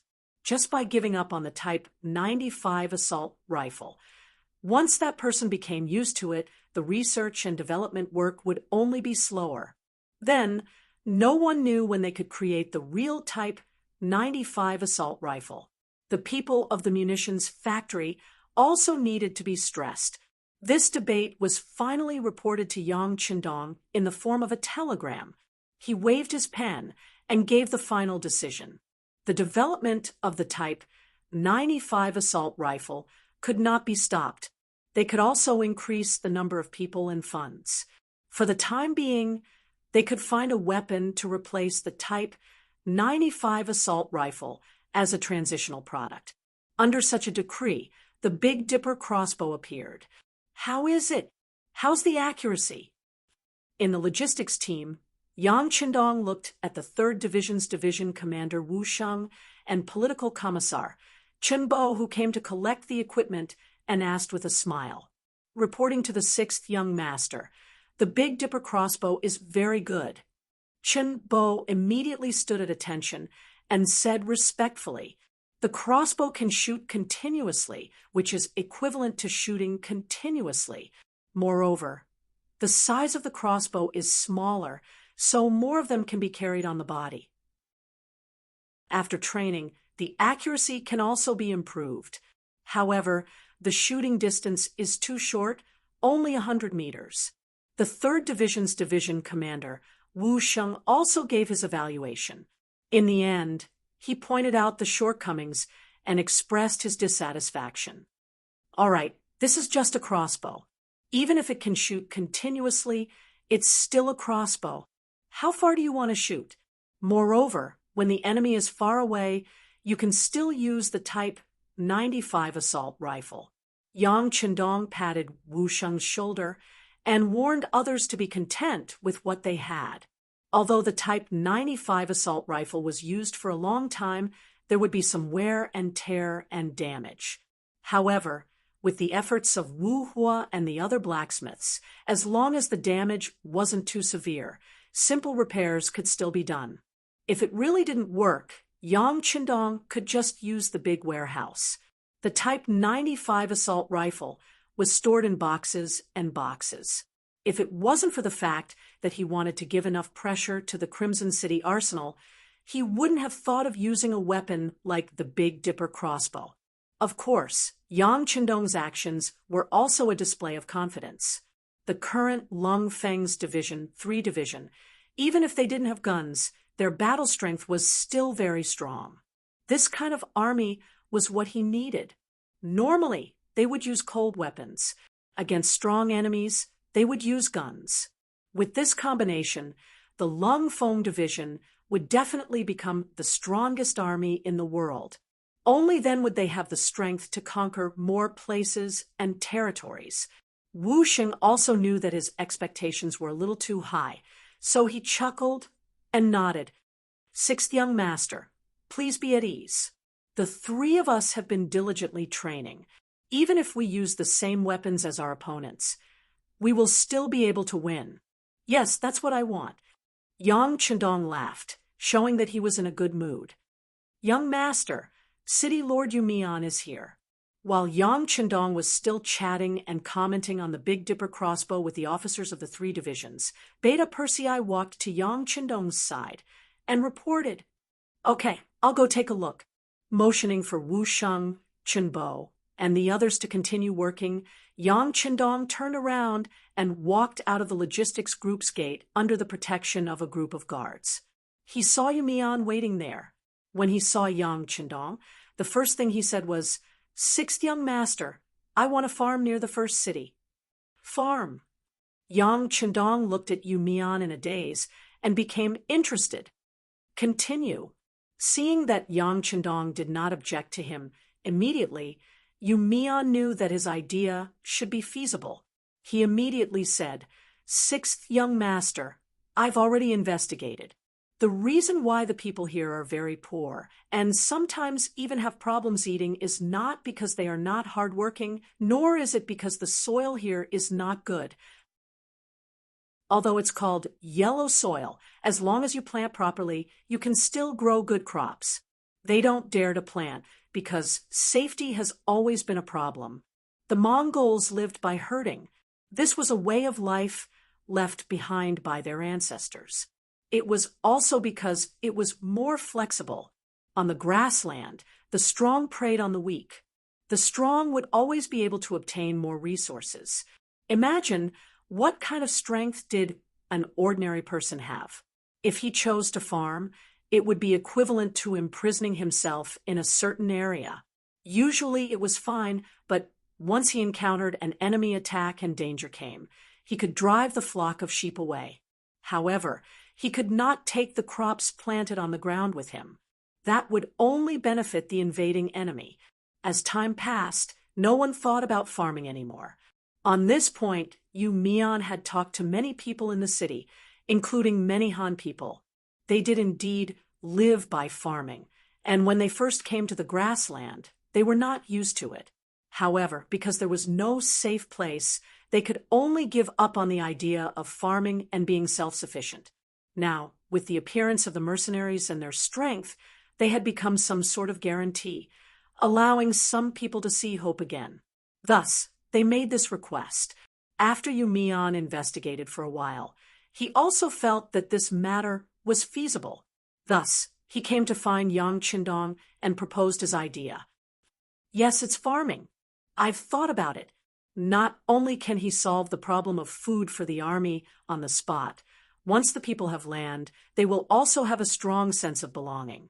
This way, they will be able to gather people's hearts faster and make the first city prosperous and prosperous. Yumian said excitedly. Yes, this is a good idea. However, it's already August now. In addition to the cold winter here, I'm afraid it's too late this year. Yang Qindong nodded and began to analyze the reality of the matter from the actual operation. Yes, it's too late this year. In fact, we don't have the seeds of the crops. All of this needs time to prepare. I've already thought about it. We can contact Crimson City now and ask them to provide more seeds. We can wait for them to be delivered in spring next year. As for now, we can first open up the fertile land, measure it, and distribute it to the citizens who are already in the first city. This way, they will have hope, and the first city can also attract more people to come and seek refuge. Yumian still said with an excited face. From this point, it could be seen that he had indeed put in some effort. Yang Qindong did not answer immediately. Instead, he nodded after thinking carefully. I think it's possible. Then you can go ahead and do it. This way, we can open up the fertile land and tell the people that they don't have to worry about their safety. As long as the mercenaries are here, they will protect their fruits of victory. When the enemy comes, we can just beat them away. Chapter 7:41. Yang Qindong suddenly thought of using greenhouses to grow crops. However, since he did not have any fertile land and had not made the necessary preparations, he decided to let Crimson City prepare the greenhouses and greenhouses. Before these things arrived, there was no need to inform Yumian. Yumian did not know what Yang Qindong was thinking, but he was waiting for these words. On the prairie, without sufficient strength, one would not dare to do anything. Now that he had the protection of Yang Qindong and the army, he was overjoyed. Yes, sixth young master, please wait for the good news next year. Yumian left happily, leaving Yang Qindong behind to mutter in his heart, looks like there's a need to use force to intimidate others. If you want others to be afraid of you, then you have to learn how to show your fist and let others know how developed your muscles are and how powerful you are. Just as Yang Qindong was thinking about who to find as his opponent, an opportunity came knocking on his door. That night, the director of the First City Security Bureau, Feng Liang, came to visit. He brought with him news that someone was investigating the situation in the first city and was even trying to instigate a rebellion among the commoners in the city. Coincidentally, the mercenary army had won the battle and defeated the 50,000 cavalry led by Agador, allowing many of the commoners in the city to see hope. Some of the young and strong among them wanted to join the army. While contributing their strength, they also wanted to fight for a future for themselves. However, because there were too many captives from the battlefield and the mercenary army's food and fodder were all supplied from the outside, the number of troops had already reached a limit and could not be increased anymore. Thus, they did not choose to expand the army, and the young and strong people in the city naturally did not have the chance to join the mercenary army. At that time, it just so happened that Feng Liang was dealing with this matter. Due to various considerations, he gathered a few good young seedlings together and established a malicious system, allowing them to be responsible for some of the security in the city. It was impossible to give them food, but they could still be given some silver every month. It was precisely this action that caused many people from the Security Bureau to appear in the city, and this time It was these people who had contributed. They discovered that there were outsiders who had entered the city and were still contacting the commoners. They felt that something was wrong, so they took the initiative to contact them. In the end, they found out that the other party's identity and purpose were actually trying to persuade the commoners to rebel. This was tantamount to breaking the stable life they had painstakingly obtained. How could these secret agents agree? They immediately took the man and sent him to Feng Liang. Who is it? And who does it represent? There was not the slightest bit of nervousness on Yang Chendong's face. He had been looking for someone to show off his muscles, and now that someone had come knocking on his door, he had no reason to be unhappy. The sixth young master.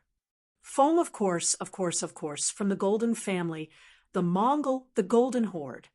The Golden Family? Yang Chendong nodded thoughtfully. After the death of Genghis Khan, only his direct descendants, namely the descendants of Jochi, Chagatai, Ogdi, and Talyui, were known as the Golden Family and qualified to inherit the throne of the Khans. After Talyui's son, Ming, became the great Khan of the Mongol, the range was further narrowed down to the descendants of Talyui. Later, the Yuan dynasty emperors and the Ming dynasty Tatar Khans, such as Dayan Khan, were all from this line. The descendants of Genghis Khan established 4 Khanates, namely the Golden Horde, also known as the Kipchak Khanate, the Chagatai Khanate, the Ogdi Khanate, and the Ilkhanate. The Golden Horde was the territory of Genghis Khan's eldest son, Jochi, and grandson, Zibidu. Because they were the descendants of Genghis Khan, they were called the Golden Family by the Mongols. They had great influence in the entire grassland. The Golden Horde was now the most powerful branch of the Golden Family. Until now, they had occupied and ruled Russia, which spanned across the Eurasian continent, for more than 200 years. Yes, they are from the Golden Family. This Wu Siki relied on this relationship and was very arrogant. Even if he was captured, he did not have any intention of lowering his head. Feng Liang nodded and reported. He did not dare not to report anything that was related to the Golden Family. After all, this family represented the Orthodox and had great influence on the grassland. For example, the leader of the Walla, Yeshen, was originally a strong military commander. He was also quite capable and ruled a strong grassland army. But why did he disappear in the end? After all, he was not a member of the Golden Family. His force was also seen as a rebel army by the Mongols and was not orthodox. It was possible to be strong for a short period of time, but after a long period of time, everyone would ostracize you. If you still wanted to be king, you would be digging your own grave. Now that Yang Chendong was about to face the Golden Family, it was inevitable that he would have to think more about it. Feng Liang stood there and did not say anything. He was waiting for the 6th young master's decision. If the 6th young master was not afraid of the other party, then of course he would teach the other party a lesson. If he had some concerns, then he would let the other party go. Sometimes showing weakness did not mean that one was really weak. It was just a preparation to be stronger. This kind of waiting did not take long. Yang Chendong said, "Interrogate this person carefully. The Golden Horde is thousands of miles away. We have to find out how this person came to the first city so quickly. Interrogate him carefully. I am afraid he will not speak casually," Feng Liang said with some difficulty. If he does not speak, then you will use tricks. Don't say that the Security Bureau has no way to deal with him. In short, find out all the details about him and learn more about the Golden Horde. If the conditions are right, we will choose to take the initiative to attack. Yang Chendong looked at Feng Liang with a faint smile. When he said this, Feng Liang was shocked. He did not expect that the 6th young master was not afraid of the Golden Horde and even wanted to attack the Golden Horde. In this case, he certainly knew what to do. He immediately stood at attention, saluted, and said confidently, "Sixth young master, please rest assured. I will definitely find out if he wet the bed when he was young." Since Yang Chendong had made up his mind, Feng Liang did not have any worries. When he returned to the Security Bureau's prison, the one who would suffer would be Wu Qixi. Relying on his background of the Golden Horde, Wu Qixi was used to being arrogant. Wherever he went, who would not give him some face? This was also the reason why he dared to go against Feng Liang. This was also the reason why he dared to openly collude with the people in the city to oppose the mercenaries. According to Wu Qixi, with his identity, even if he attracted the attention of the mercenaries, they would not dare to do anything to him. Didn't the Han people say that envoys would not be killed when two armies fought? Moreover, he was a member of the Golden Horde. But what he did not expect was that Feng Liang, who was very polite before, suddenly showed his fangs and tested all kinds of torture on him. Wu Qixi, who was used to being arrogant wherever he went, could not endure such pain. Even if his name was translated into Chinese, it meant loyalty. But at this moment, when faced with torture, he chose not to be loyal and told everything he knew. Just as Yang Chendong thought, Wu Qixi did not come from the Golden Horde. Time did not allow for it. The reason why he appeared in the beginning city in such a short time was that he came from the Gobi Mongol. As a member of the Golden Horde, Wu Qixi did not allow others to establish a strong force on the grassland. Anyone who dared to do so would be regarded as a provocation to the Golden Horde. So, he stood up and came to the beginning city. After getting all the information he wanted, Feng Liang reappeared in the city lord's mansion early the next morning. With a pair of slightly bloodshot eyes, he reported the situation to Yang Chendong. Gobi Mongol? They really don't learn from their mistakes. Yang Chendong couldn't help but think of Tuoya's appearance in his mind, especially the pair of magnificent big breasts. It was really difficult for people to forget after seeing it. Yes, it's the Gobi Mongol. According to Wu Qixi, after he arrived there, he was warmly received by Khan Sud. Soon after, he heard about our beginning city, and then he volunteered to come. Feng Liang also smiled. He had a feeling that the sixth young master would not let the Gobi Mongol go easily this time. His feeling was soon confirmed. Yang Chendong narrowed his eyes and said, "Very well, after all, we have to show off our muscles. Then we'll choose them." Yang Chendong was determined to send troops to the Gobi Mongol. Wu Qixi's matter was just an excuse. He wanted to use this matter to warn some of the surrounding forces how powerful the mercenaries were. They'd better not have any ideas about it. Otherwise, the person who would die would be you, not me. He was determined to take action. Soon, all kinds of information about the Gobi Mongol were sent to Yang Chendong like snowflakes. The Gobi Mongol was distributed in the Mongol Empire, which was the Khalkha tribe. According to the information obtained, this tribe had about 600,000 soldiers, and its power was not small. However, because the area was too large, their power could not be concentrated at all. Every time they fought with outsiders, the number of troops they could mobilize became very limited. 600,000? Humph! It does have some momentum. After glancing at the number casually, Yang Chendong threw it aside. The so-called 600,000 was not in his eyes at all. After careful analysis, this number was really not a big deal. Other than the old people, children, and women, it was not bad if about 1/5 of the young people who could really ride horses and fight. There were only 120,000 of them, and they were spread out too thinly. They could only face tens of thousands of cavalrymen at most.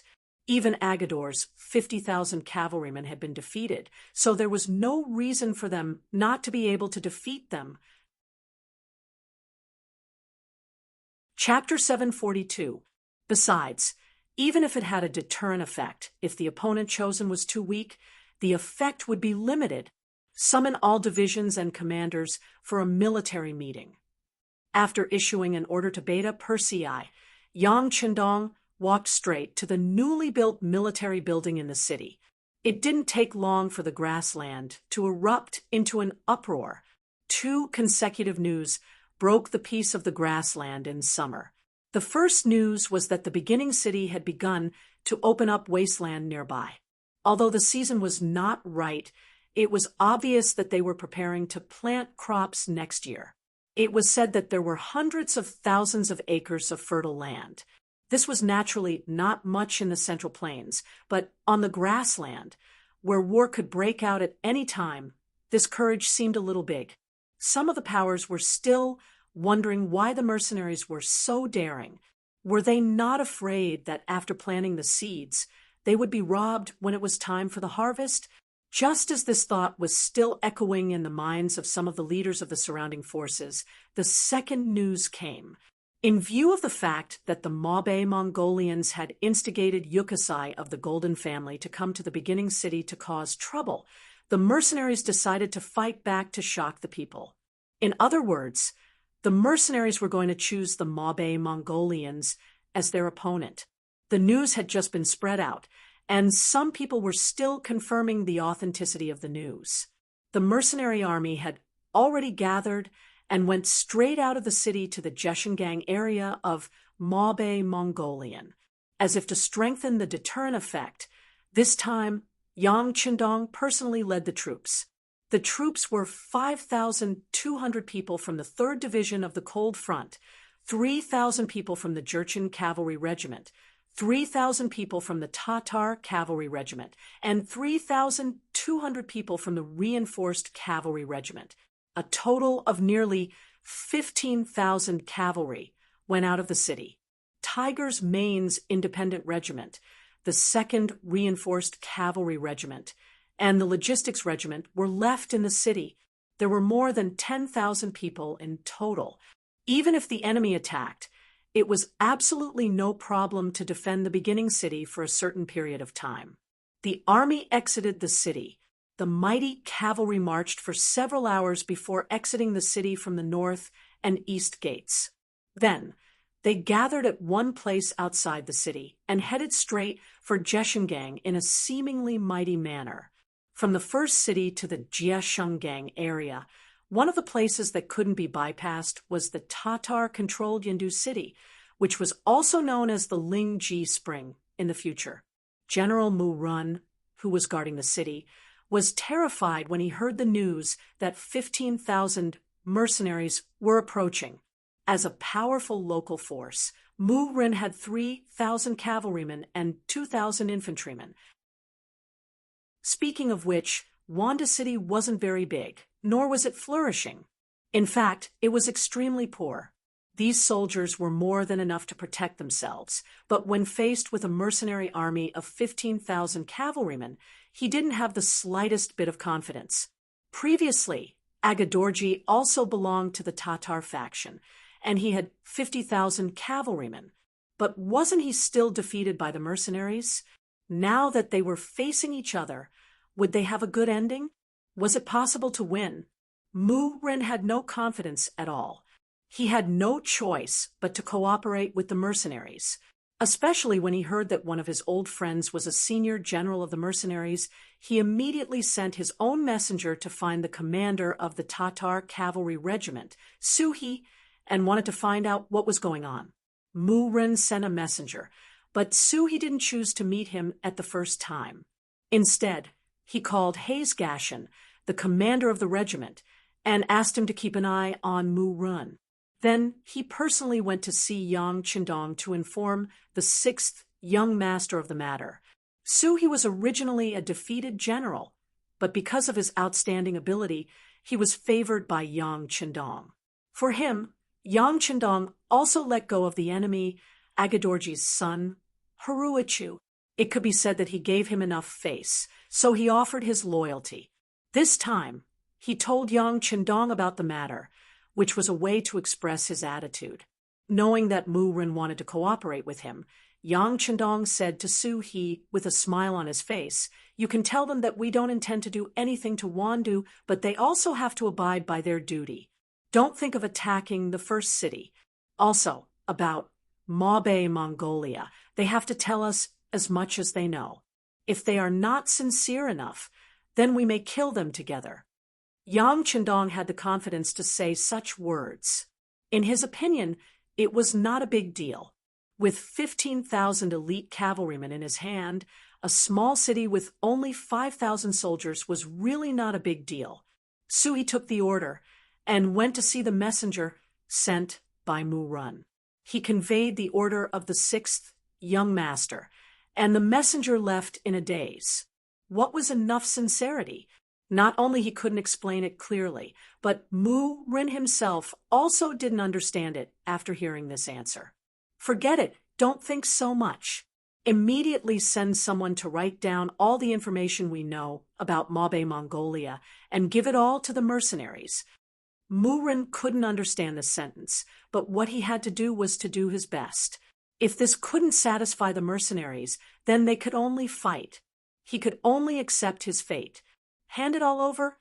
Don't we need to keep some? Once the Mongolians of the Gobi Desert are heavily injured by the mercenaries, then our existence will become a real threat. The messenger reminded in a low voice, "If we don't hand it all over, I'm afraid we can't survive this." Murin shook his head as if he had made some kind of decision. Then he looked at the messenger and said, "Okay, go and do it now." They were all Mongolians in the grassland. So Mu Ren did collect a lot of information about Mabe, Mongolia. Previously, he just wanted to protect himself. He was worried that the mercenaries would attack him, but he didn't expect that one day the information could be used to please the mercenaries and protect himself. After the news was summarized, the messenger worked hard again and sent it to Commander Su He.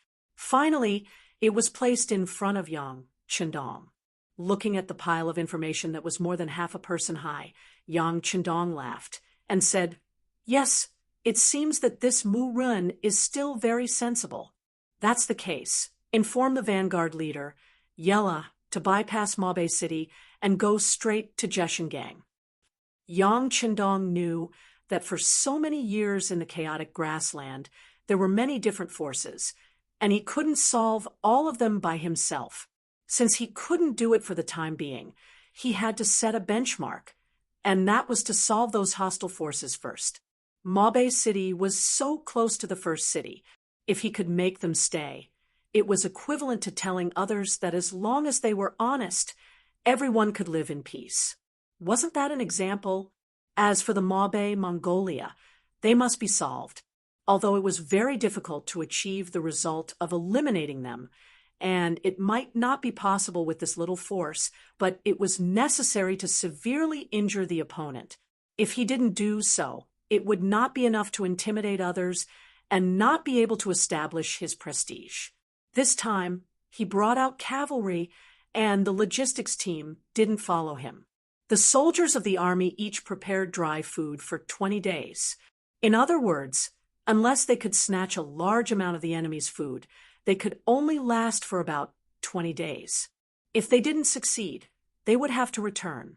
This was also a habit of the Mongolian cavalry, or a helplessness due to the constraints of the environment. Without supplies, the logistics couldn't keep up. Who knew how many ambitious people would end up wasting their time on this matter? However, it was also because of this that the distance between each tribe was relatively far, forming a natural safe distance between each other. Just like the information sent by Mu Rin said, the entire Mabe Mongolia existed in the form of scattered tribes, and the farthest distance between their tribes was nearly 2,000 miles. That was to say, no matter how hard Yang Chendong tried, he couldn't run through the entire Mabe Mongolia's territory this time. Even if he couldn't go all the way, he would choose the key place to attack. Looking at the information sent by Mu Run and comparing it with the map, Yang Chendong focused his attack on the area west of Inma River. Inma River was like a natural moat, established naturally. And in the north of it, there were many Mabe Mongolian tribes, such as Sanfeng Mountain and the Three Gorges Mouth Kanhali village. But crossing the river to attack was originally a military taboo. It was equal to cutting off one's own retreat and fighting with the enemy. This wasn't what Yang Qindong wanted to see, and in the current situation, he didn't need to take such a risk. It was better for him to stop there, and then continue to exert pressure on the Mabe Mongolian tribes in the area south of Inma River, forcing them to take the initiative to attack him. This was equal to turning passivity into initiative, and as long as the mercenaries made a big enough noise in the Jeshingang area, he wouldn't worry about the Mabe Mongolian tribes not being fooled and not coming to find him. At that time, he could wait for the enemy to be exhausted and fight with them. After making up his mind, the mercenaries were like a flying arrow passing by the edge of the city and rushing straight to the Inma River area. Mabe Mongolian tribes. They had already known about the mercenary army's sudden invasion before the army had even arrived at Wanda City. After so many years of operation, it could be said that their scouts were everywhere. The mercenaries didn't mean to hide their tracks, so the news came immediately. The moment Khan received the news, he was so angry that his eyes widened and his beard blew. The mercenaries are so arrogant and infuriating. It was no wonder that Sutor would say that. He was the Khan of Gobi Mongol. He represented a powerful Mongol force. Most people were afraid that he would cause trouble for them, who would take the initiative to provoke them. Not to mention that Wu Siki was not a member of his tribe. He was an emissary of the Golden Horde, a member of the Golden Horde. What did their actions have to do with him? Head Sutor was very angry. He thought that the mercenaries were looking down on him. He thought that they didn't dare to provoke the Golden family. So they targeted him. What? Do you really think that you can look down on us just because you defeated us in the Battle of the Dwarf Rock? If that's the case, humph. Chapter 743. Suda did not immediately say what he was about to snort, but the expressions of his subordinates in the tent all changed. Zamubala, the burly man with the name of White Tiger, stood up and said, "Great Khan, think twice before you act. We're not afraid of the mercenaries, but there's no point in fighting with them, since we're the ones who stand out. It'll only benefit others." Yes, Great Khan, this kind of thing that benefits others is not worth it. Another general, Bao Yin, also stood up and expressed his opinion. Both of them felt that it was not worth fighting with the mercenaries. Perhaps there was no benefit in winning, and it would only damage their strength if they lost. However, the mercenaries had defeated Agar Dorji's 50,000 cavalry, which made them feel afraid and did not want to fight. How could Swade not see through the thoughts of these two generals? He who did not want to fight took this opportunity to say, "Humph, since the two generals have the same opinion, then let's retreat. Let's retreat to the north of Inma River first." Swade made the decision to retreat, which was a wise move. Speaking of which, the main force of Gobi Mongol was at the north of Inma River. He had already sent another general, Narasong, to gather the cavalry and young people of the tribes. The reason why he moved forward and occupied the Jeshingang area was to control more territory and snatch more rich resources. However, now that the mercenaries had appeared and built the first city, it was equivalent to destroying all of his ideas. Sud Khan's retreat could be considered a wise choice. The dozens of tribes below had no choice but to put down their temporary encampments, leaving behind the beautiful grazing land in front of them and retreating together with the Khan. Not everyone was obedient. In this world, there were always some people who were not afraid of anything. They were optimistic that even if the sky fell, there would be someone tall to hold it up. As for the fact that they were unknown to the public, no one would have any ideas about them. Speaking of which, there were many people like this. They could not make the decision to give up the beautiful water plants in front of them and chose to stay. They were hoping that the mercenaries wouldn't notice them at all and would just brush past them. They should be chasing after the main force of Sud Khan. In the past, it was difficult for Yang Chendong to find them. But since he got the information provided by Mu Run, he knew the distribution of the Mongolian tribes in the Jishingang area. When the scouts at the front sent news that the Sudakan had begun to retreat, but there were still some small tribes and even some individual households that did not listen to the advice to leave, he immediately seized this opportunity. Nuzan Vanguard Regiment, don't stop. Continue to pursue and attack. Let the 1st Cavalry Regiment rush forward and rob the people and livestock. The Mongols were not the only ones who knew how to plunder people and resources. Mercenaries did the same. Currently, the first city was in the midst of development and construction. What it lacked the most was population. These were all good seedlings, according to their attitude of wanting money more than their lives. If these people were brought to the first city and saw the prosperous development there, they would not leave even if they were driven away. Yang Chendong's analysis was right. Those who knew that the mercenaries were coming but still did not give up their current territory were those who wanted money more than their lives. After they were robbed and brought to the first city, they quickly fell in love with it and made great contributions to the development and construction of the first city in the future. But that was all in the future. Let's talk about the present. When the head of Windchaser Regiment received the military order and began to plunder the Mongolian tribes separately, many people were shocked by this behavior. Didn't they say that robbing people and things was their specialty? Why did these Han Chinese troops learn from them? Was it a joke when others said that the great Ming dynasty was rich in resources and had a large population? No matter what these people thought, the 1st Cavalry Regiment of Windchaser Regiment did not show any mercy.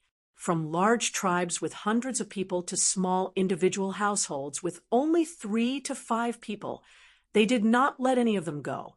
According to the information provided by Mu Ren before, they found every one of them accurately. In some places, according to the information, they could not see anyone, only some traces of tents. But in some places, they did find a large number of horses and sheep, as well as a small number of frightened Mongolian people. According to the military order, the mercenaries did not kill anyone. As long as the other party did not resist, they would only be taken away together with the animals. On the contrary, if they wanted to resist desperately, they would not show any mercy. Even before they got close to the enemy, the arrows from a distance were enough to kill them. This led to a situation where Sud Khan led the army and kept walking in front. Behind him, more and more tribal people who refused to leave became captives in the hands of the mercenaries. When this kind of news began to gather one by one, it finally aroused strong dissatisfaction from Sud Khan. Even the generals and soldiers below had angry expressions on their faces.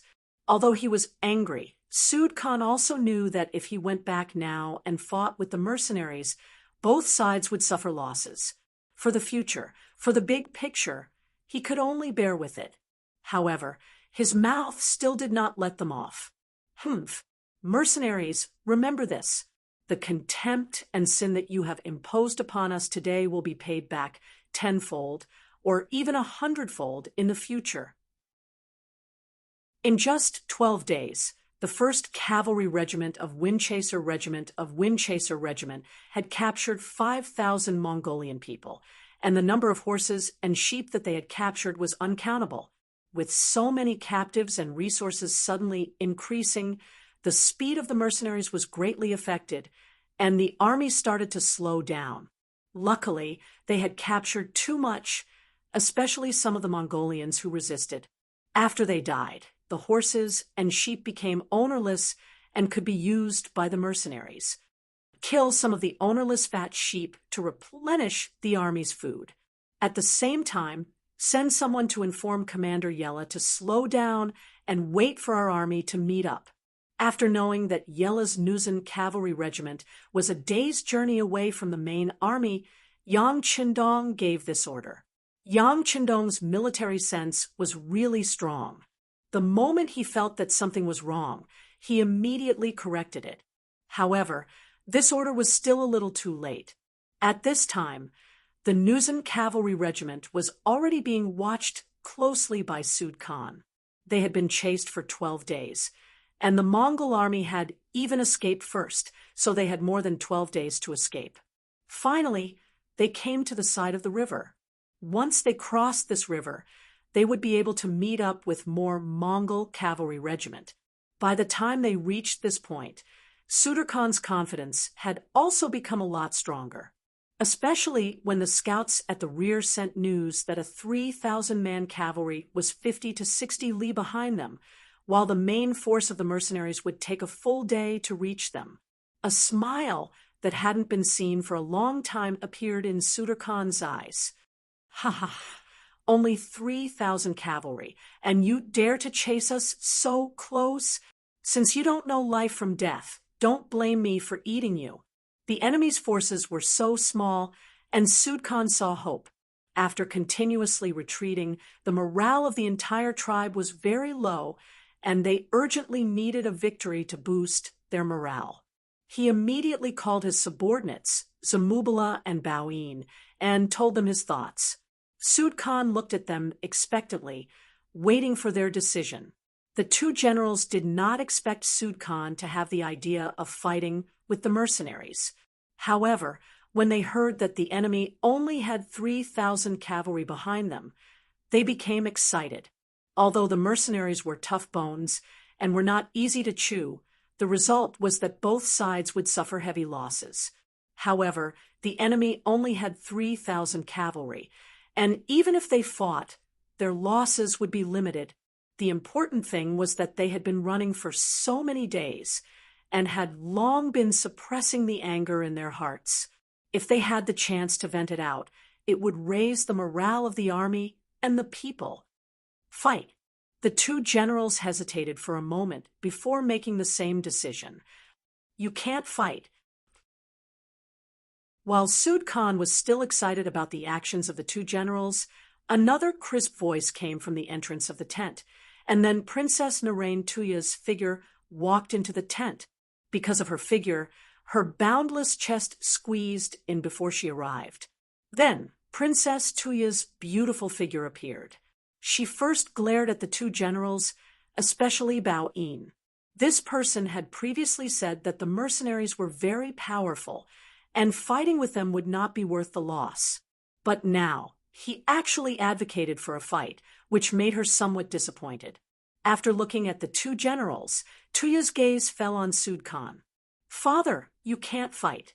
The mercenaries are very powerful, and even the Walla's best fighter, Yeshen, is not their opponent. Previously, there was the news of Agador's 50,000 cavalry being wiped out. If we fight with them, it will be difficult to win. What does a girl know? Seeing that his daughter dared to question his father's decision, Sud Khan's face immediately showed anger. To be able to become a Khan, there must be something good about him. After being in the position for so long, his body had formed a unique, domineering aura.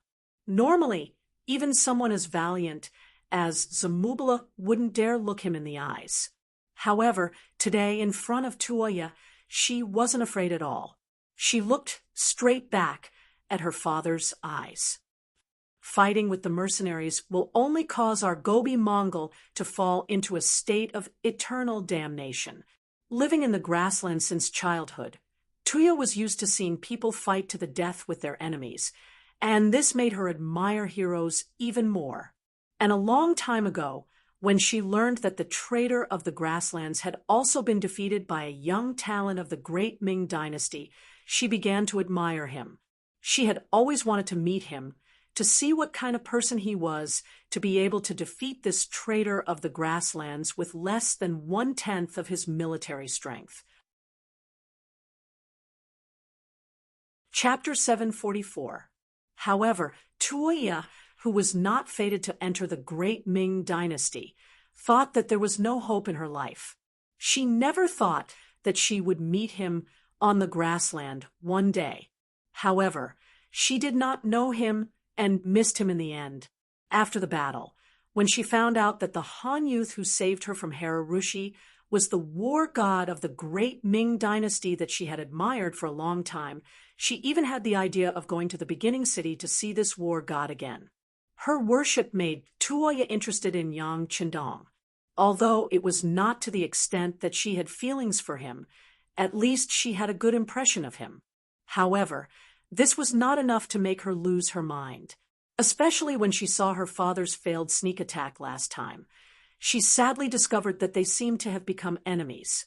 Would there be a good result if she took the initiative to meet the enemy? However, she really wanted to see Yang Chendong and tell him that she admired him very much.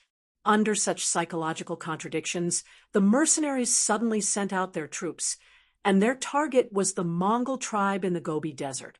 When she first heard the news, Tuoya was a little angry.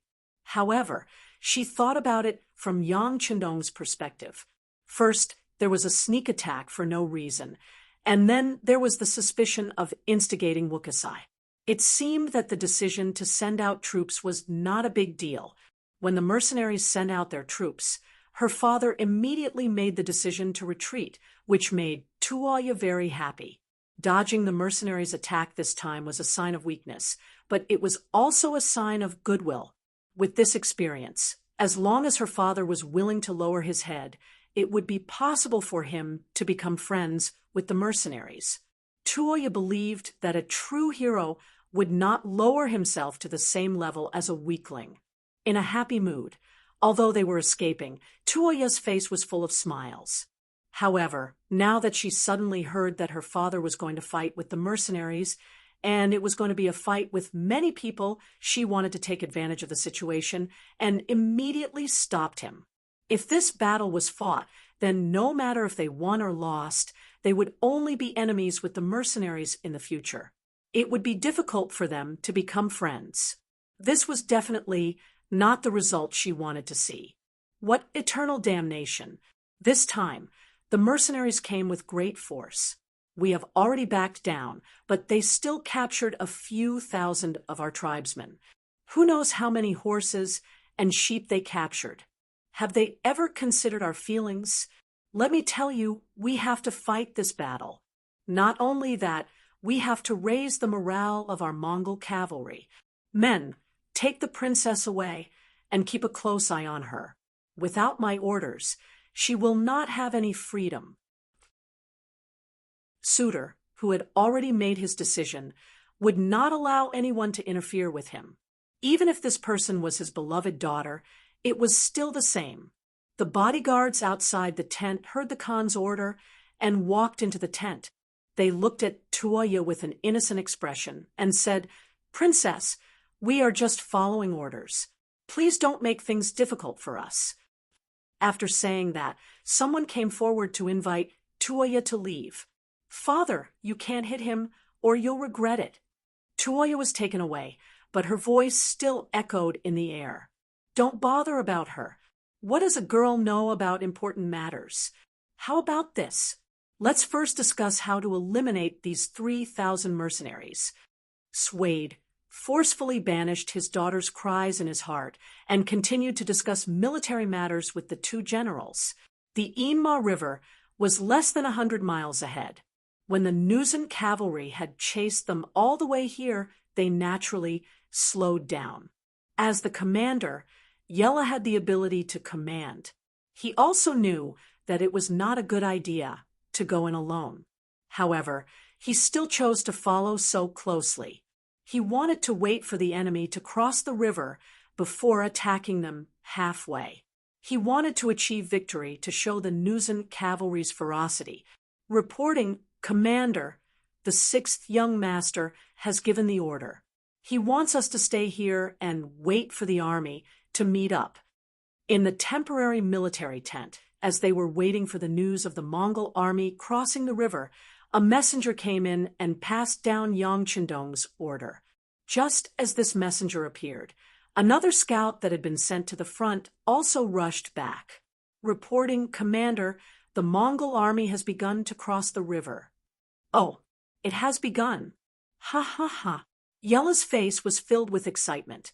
After chasing for more than 10 days, the opportunity had finally come. Yella was still laughing when the vice commander, Lu Dai, suddenly said, "Commander, the 6th young master has just given the order." "Sai, what do you know? Haven't you heard that when a general is out there, he can't follow orders? Furthermore, although the 6th young master is strong, he is not at the front lines and does not know what is happening here. Naturally, he can't make the most accurate judgments." Yella waved his hand, casually. He had already received news that the 1st Cavalry Regiment behind them had already made their move. Not only had they stolen countless horses and sheep, they had also captured more than 5,000 people. This was a great achievement. He had been jealous of this for a long time. Now that he finally had a chance to show off, how could he give it up? Even with Yang Chendong's military order, Yi La still had the idea of fighting a war. Otherwise, what was the point of him trying so hard to become the commander of the vanguard? If he did not have a chance to show off, wouldn't he be letting down the word vanguard? "Commander, but..." Lu Dai still wanted to say something. Yella waved his hand impatiently and said, "All right, if you are afraid, I will leave you with a battalion of cavalry here to wait for the main forces." It was obvious that Yella was angry. At this time, how could Lu Dai choose to stay? He nodded and said, "All right, then I will fight with Commander." "Ha ha ha, that's right. Men, go scout again. When you see the Mongolian vanguard crossing the river and boarding the rafts, report back immediately." Yella laughed heartily, as though he could already see countless merits waiting for him.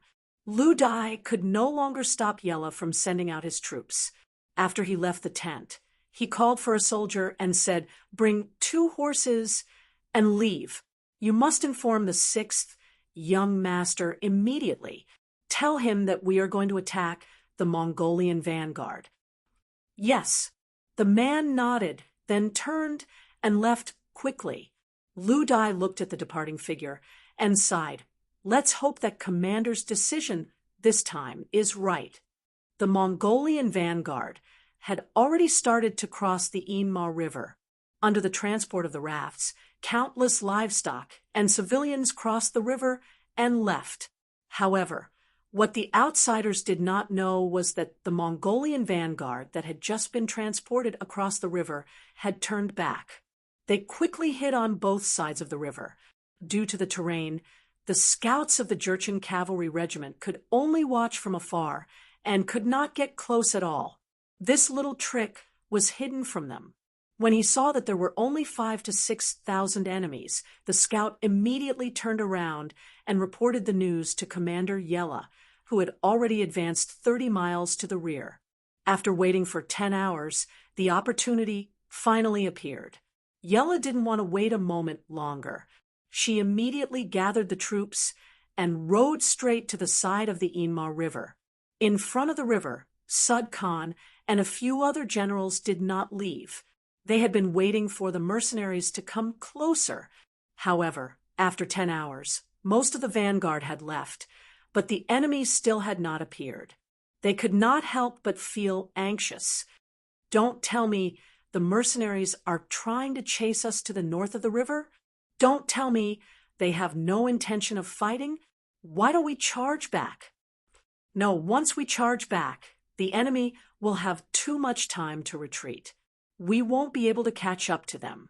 With a distance of 30 li, everyone was riding on horses.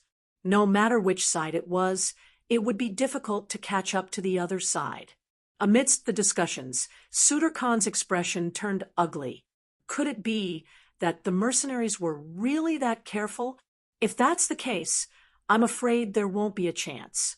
Just as Sud Khan and the other generals were sighing at how timid the mercenaries were, a scout finally ran over and reported loudly, "Khan, the mercenaries have moved out. They are approaching us from 30 li away."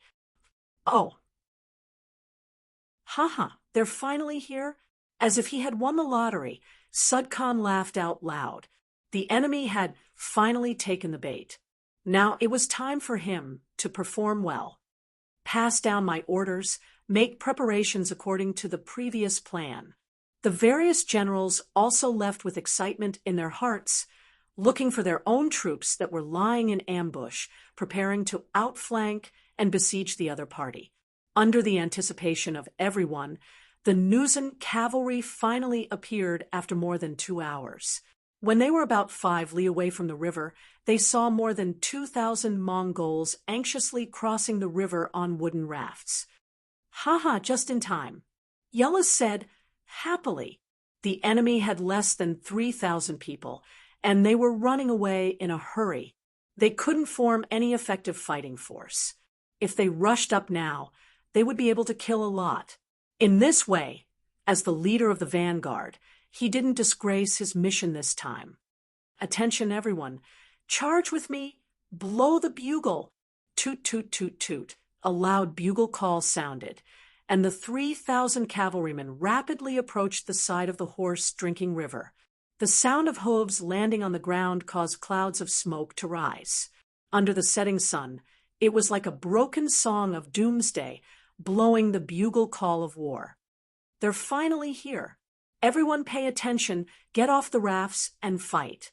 Archers, attack from afar. Everyone else, get on your horses and charge." Sud Khan, who couldn't wait any longer, smiled when he saw that the mercenaries had fallen for the trap. Only 3,000 people came. It was finally time for him to take revenge. The Mongol army methodically defended according to the previous plan. Many soldiers even got on their horses and flashed their sabers. This scene fell into the eyes of the vice leader of the Nuzan cavalry, Lu Dai, who was getting closer and closer. He felt that something was wrong.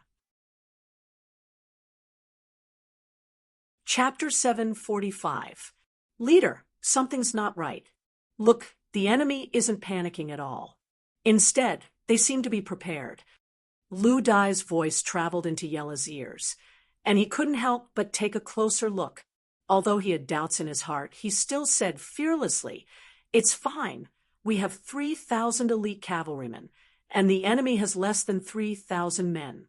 Even if we face them head-on, they won't be a match for us. Charge." The comparison of forces and the quality of the soldiers gave Yella unlimited courage and confidence. However, not long after he said that, the ground around them suddenly trembled. Following that, a large number of Mongolian cavalry appeared on their left and right. From afar, they seemed to cover the sky and the earth as if there was no end to them. "Not good. We've fallen into a trap. The enemy has set up an ambush." Lu Dai quickly reacted to the situation. When he saw that there were around 10,000 Mongolian cavalrymen in front and to the side, he cried out in surprise. Yella's expression finally changed. He could naturally tell that this was the enemy's plan to surround them. However, it was too late to retreat now. He gritted his teeth and shouted, "Brothers, don't be afraid. We'll fight to the death. At most, we'll be heroes again after 18 years. Yes, don't be afraid. I've already sent someone to inform the 6th young master. I believe that reinforcements will arrive soon. That will be the time for us to obtain victory. Now, everyone listen to my orders. Use the 3-to-3 strategy to deal with the enemy. Don't kill the enemy, just protect yourselves first." Lu Dai's voice rang out, stabilizing the morale of the troops. "Did you send someone to inform the 6th young master?" Yella, who was at the side, asked with a suspicious look. "Yes, please forgive me for not asking for permission." Lu Dai replied, "It's fine. You did the right thing. Looks like the 6th young master is still the best. I shouldn't have disobeyed orders." Yella said with a face full of regret. At this moment, it was useless to say anything, facing an enemy that was 3 times their size. And the enemy was already prepared. The Nuzan cavalry began to struggle for a long time. At this moment, the 3-3 tactic played a key role. Every group of 3 cavalrymen formed a small group, leaving their backs and sides to their comrades as much as possible. This allowed them to face the enemy, kill the enemy, and wound them without worry. Facing the sudden encirclement, the mercenaries were actually able to remain calm. This was out of the expectations of the Mongol cavalry, but no matter what, since the battle had already begun, there was no reason to stop. Relying on the fact that they were already prepared and had a large number of people, they charged in from all directions. Soon, the 2 sides were engaged in battle. The sounds of war horses neighing and the angry shouts of the cavalry rose and fell one after another. The sun was setting in the west, and the sky was already turning red. Bright red blood flowed out in front of the horse-drinking river. Cavalrymen were constantly being cut down from their horses, and the sounds of howling and screaming were endless. Yella waved his saber and slashed at the Mongol cavalry one after another. After fighting for less than 2 hours, his entire body was already covered in blood. However, whether the blood was from his own body or from the enemy's body, he was already unable to distinguish. Now, he only knew how to wield his saber mechanically. He only knew that when he saw someone who was not wearing a military uniform, he would wield his saber and slash at them. Under such desperate resistance, the last ray of the setting sun finally fell, and the sky began to turn dark. Once the sky turned dark, it was difficult for both sides to unleash their full strength. When they could not see the situation on the other side, the speed of their attacks became more careful. It was as if they were afraid that they would hurt their comrades if they were not careful. Using this opportunity, Yella could finally heave a sigh of relief. The continuous slashing just now seemed to have used up all the strength in his body. When he finally had a chance to rest, he felt that his right arm, holding the saber, had become very heavy. It was as if in the next moment he would not be able to raise it again. "Who is it?" Although he was very tired, he was still alert. When he felt that someone had appeared beside him, he instinctively slashed his saber. But it was immediately blocked. Then the familiar voice of the vice commander, Lu Dai, rang out. "Commander, it's me." "Lu Dai, ha, you're still alive. How are you?" When he heard Lu Dai's voice, Yella forced a smile. His face was filled with relief. "I'm fine. The soldiers and I fought according to the 3-to-3 strategy. There weren't too many casualties." As he spoke, Lu Dai had already come to Yella's side. When he got closer, he could finally see that there was a thick layer of blood on Yella's body. He could not help but ask softly, "Commander, are you injured?" "No, this is the blood of the enemy," Yella said proudly, but at the same time, he knew that he had reached his limit. He might not be able to kill more than a few enemies before he was really injured and killed. Hearing that Yella was not injured, Lu Dai was relieved. He then looked around and said, "Commander, it's dark. The enemy can attack, but they should be lighting up torches soon. If that's the case, I'm afraid our situation won't be too good." I know. Let's do this. Inform the soldiers to follow the Mongolian army. If they retreat, we will retreat too. Don't raise your torches. If you see someone with a torch, then he must be an enemy. Kill him." Yella nodded and gave the order to attack the enemy. Both sides were now in a mess. It was really you and me, you and me. There was no distinction between them. At this time, if anyone dared to light up a torch, they would be the first to be lit up. They would unavoidably become a target for everyone. "Yes, Commander." After Lu Dai agreed, he said to the few soldiers beside him, "Go and pass on the commander's order." If you don't see where our brothers are, shout. This way, everyone can hear you." In the darkness, they stopped the Mongol army from killing people. At the same time, they also stopped the Nuzan cavalry from giving out orders. Fortunately, the voices could be heard clearly in the darkness. After a series of shouts, the soldiers quickly knew what was going to happen and how to deal with it. The shouts also reached the ears of the Mongol army. In fact, they already had people holding torches and preparing to light them up. After all, with torches, they could differentiate between each other. They would know where to kill and who to kill. However, the shouts made some of the people who wanted to light up their torches hesitate. They were really afraid of becoming a target.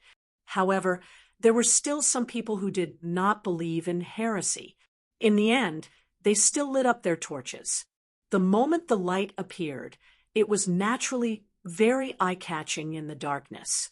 When everyone looked towards the source of the light, there were also arrows that pierced through the air.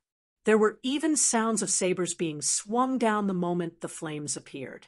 Regardless of whether it was the archers attacking from afar or the sabers attacking from close range, there was only one result.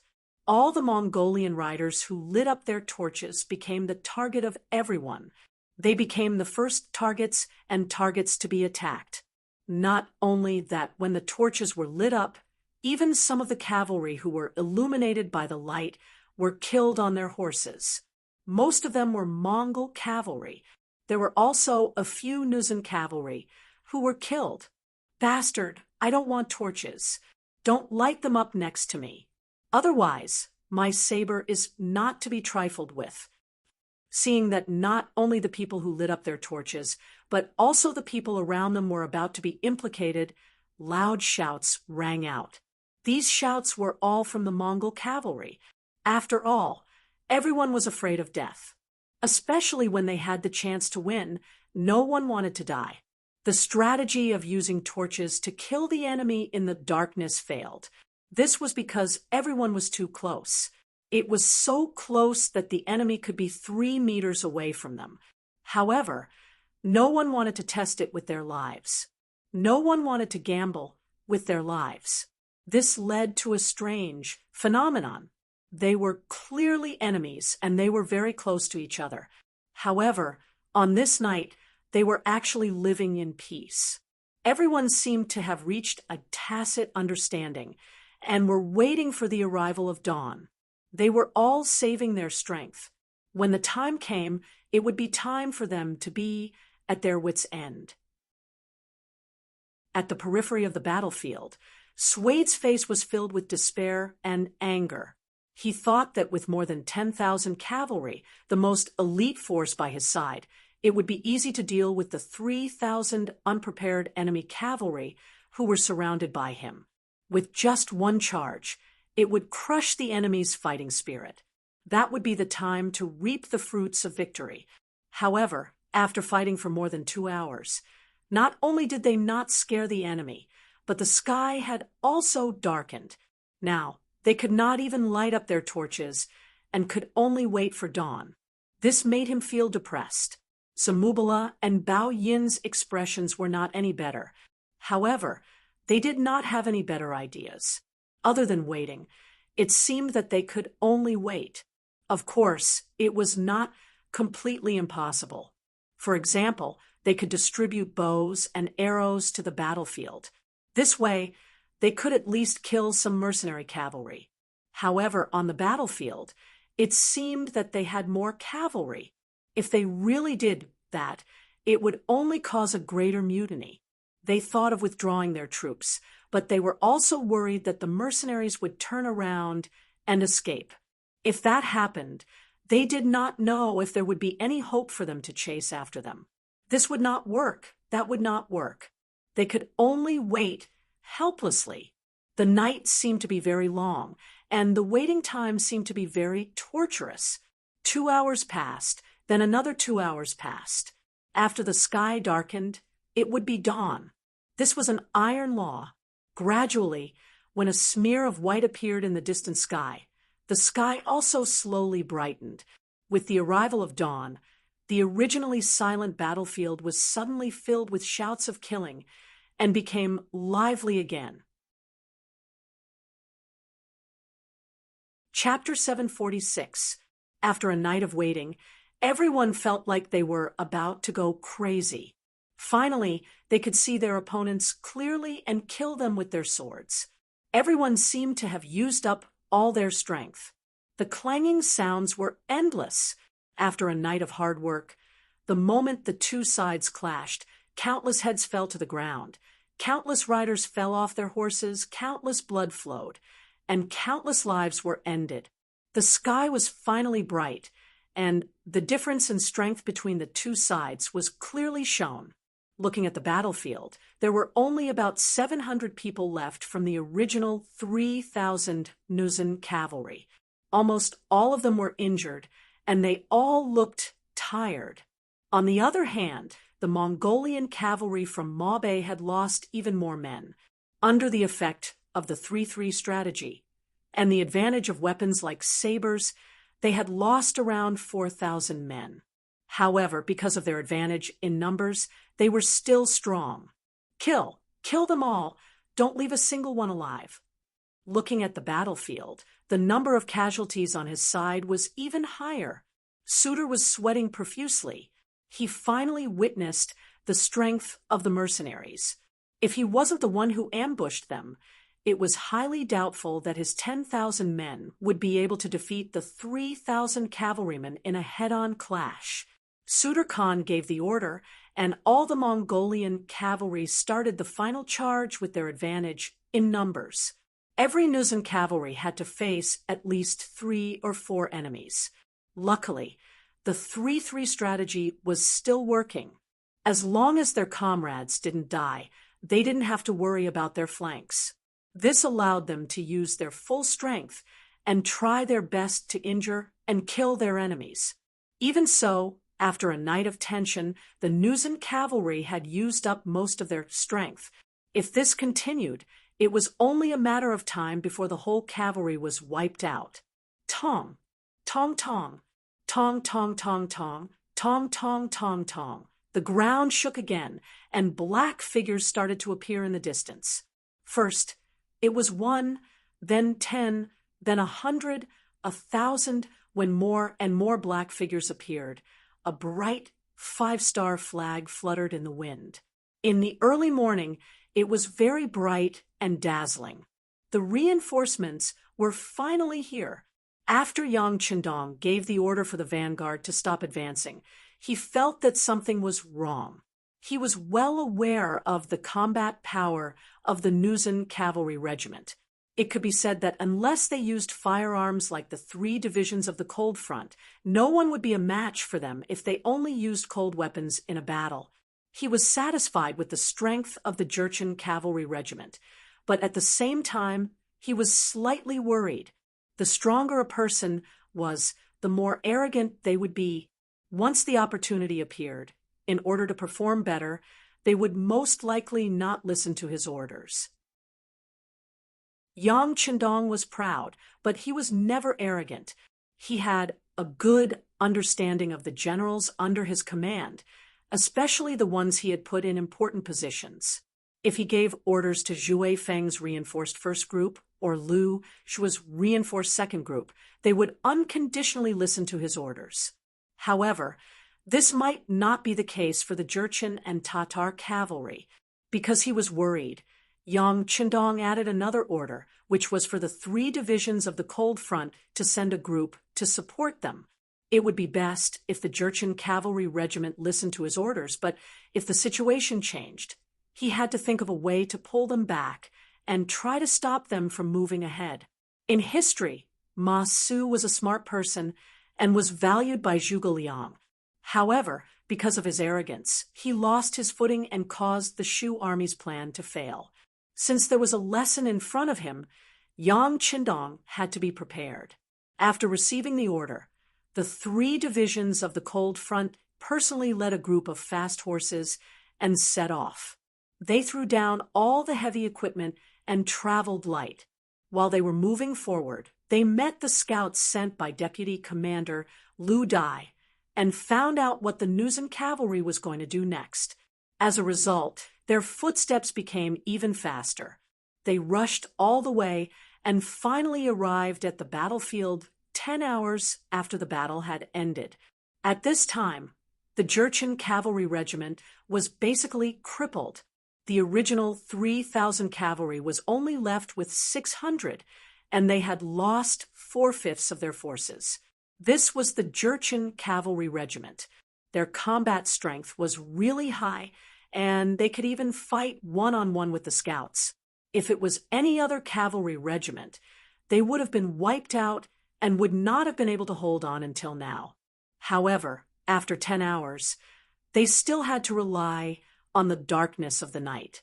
At this moment, they were like an arrow at the end of its flight, facing an army several times their size, and the Mongol elites from Mabe who were prepared. They had already used up all their strength. Blow the charge horn. The first unit will be the vanguard. The second unit will attack from the left. The third unit will attack from the right. The fourth and fifth units will follow me as the middle to charge. Seeing that the battlefield was right in front of him, Commander Wu Sheng's eyes revealed a strong, murderous aura. He was also very excited. The Jurchen cavalry regiment was not finished yet. This made him feel a sense of relief. At the same time, when he saw so many Mongol cavalry surrounding their allies, Wu Sheng was really angry. Did they think that they were easy to bully, since they dared to set a trap for the mercenaries? Then he would kill them until their parents could not recognize them. The first unit of the 3rd Cold Front Regiment rushed all the way here because they wanted to fight. The opportunity was right in front of them. From the regiment commander to the ordinary soldiers in every combat squad, everyone became excited at this moment. Even the soldiers in the catering squad had their eyes shining with excitement. The first to charge out was the 1st Regiment, 1st Unit, 1st Company Commander Tang Longtian. This was the former Jianzhou Left Guard Commander Qian Shi of Baiming. He was a grade 4 martial officer, but during the Battle of Liao River in the new Gandusi region, he lost to the mercenaries and became a captive. However, a general was a general. Once he straightened out his attitude and thought things through, it did not take long for him to display a strong military talent and personal qualities. In the end, he obtained a high score in the military examination. After that, a few regiments passed him an olive branch, expressing their thoughts of taking him in as a member. Everyone else was fine as long as they had a unit, but Tang Longtian had so many choices that he was put in a difficult position. However, in the end, he still decided to join the 3rd Division of the Cold Front. Even though he could only start as a normal soldier, unlike the other units where he was given the position of squad leader, vice squad leader, or even platoon leader, he still made the decision. In his opinion, since he was going to join the mercenaries, he would choose the strongest unit to join. Gold would always shine. After Tang Longtian joined the 3rd Cold Front Regiment, he was assigned to the 1st Regiment. His performance was outstanding, and he was promoted as an exception. In the end, he was promoted to the position of 1st Company Commander. Now, he was the vanguard of the vanguard, leading the 1st Company Commander and charging forward. The sudden appearance of the 5-star flag and the sound of the bugle horn were like a tonic that flowed into the hearts of Yella and the other 600 Nuzen cavalry soldiers. When they turned around and saw a large group of mercenaries charging from afar, many of them actually had tears in their eyes. This was the benefit of being an organization. Although it was free to do things alone, but once they met with danger, they could only face it alone. If they could not survive, then only death awaited them. With an organization, it was completely different. Just like what was happening now, the mercenaries had sent reinforcements. This meant that they would not have to die. Not only that, they could hold off the Mongol cavalry and perhaps even turn the situation around. Yellow was able to become a regiment commander not only because of his bravery, but also because he was quick-witted. He immediately shouted, "Don't retreat anymore. Keep the enemy occupied, and buy time for the main force to arrive." Roar! The 600 cavalry soldiers in the regiment all roared in agreement. Then they changed their attitude of retreating and suddenly launched a ferocious attack on the middle of the Mongol army. Potential was something that was hard to predict. Usually, one could unleash several times their strength. Everything depended on the situation and the atmosphere. Now, the Jurchen Cavalry Regiment was able to display their potential and suddenly became lively and lively. Correspondingly, the Mongol cavalry panicked. They had originally thought that the enemy would definitely be defeated and that they only needed to chase after them like a dog that had fallen into the water. Who would have thought that the enemy would have reinforcements? The moment the sun rose, before they could unleash their full strength, the enemy had appeared. The Mongol cavalry, who were already shocked by the Nuzan cavalry's stubbornness, had already lost their will to fight. After all, anyone would instinctively want to hide as far away as possible when facing a dying person who was looking for someone to fight for their life. Now, not only was the Nuzan cavalry fighting to the death, there was also a mercenary army. How were they going to fight this battle? Many of the Mongol cavalry, who had their own plans, started to retreat. They tried their best to stay away from the Nuzan cavalry to save their own lives. The Mongol cavalry retreated and avoided them. This was equivalent to opening up a path for the Nuzan cavalry, giving them more chances to reach the middle of the army and threaten the enemy commander. One could imagine what kind of scene it would be if they were entangled with the mercenaries and the main force of the mercenaries came to kill them. Sud Khan was also shocked by this scene. He did not expect the mercenary reinforcements to arrive so quickly. He knew that he did not have much time left. He turned around and looked at the Inma River. Seeing that the wooden rafts were ready, he immediately made a wrong decision. Retreat, retreat with me. As long as we retreat to the other side of the river, they will not be able to do anything. Was it right to retreat? Chapter 747. Of course, it was not a mistake. It was just that the timing was not right. He could have arranged for a group of cavalry to block the charge of the Nuzan cavalry and retreat. However, the Sutta, whose life was in danger, was afraid and made a wrong decision. He did not leave anyone behind to defend against the enemy. Instead, to save his own life, he was the first to dismount and lead his horse onto the wooden raft.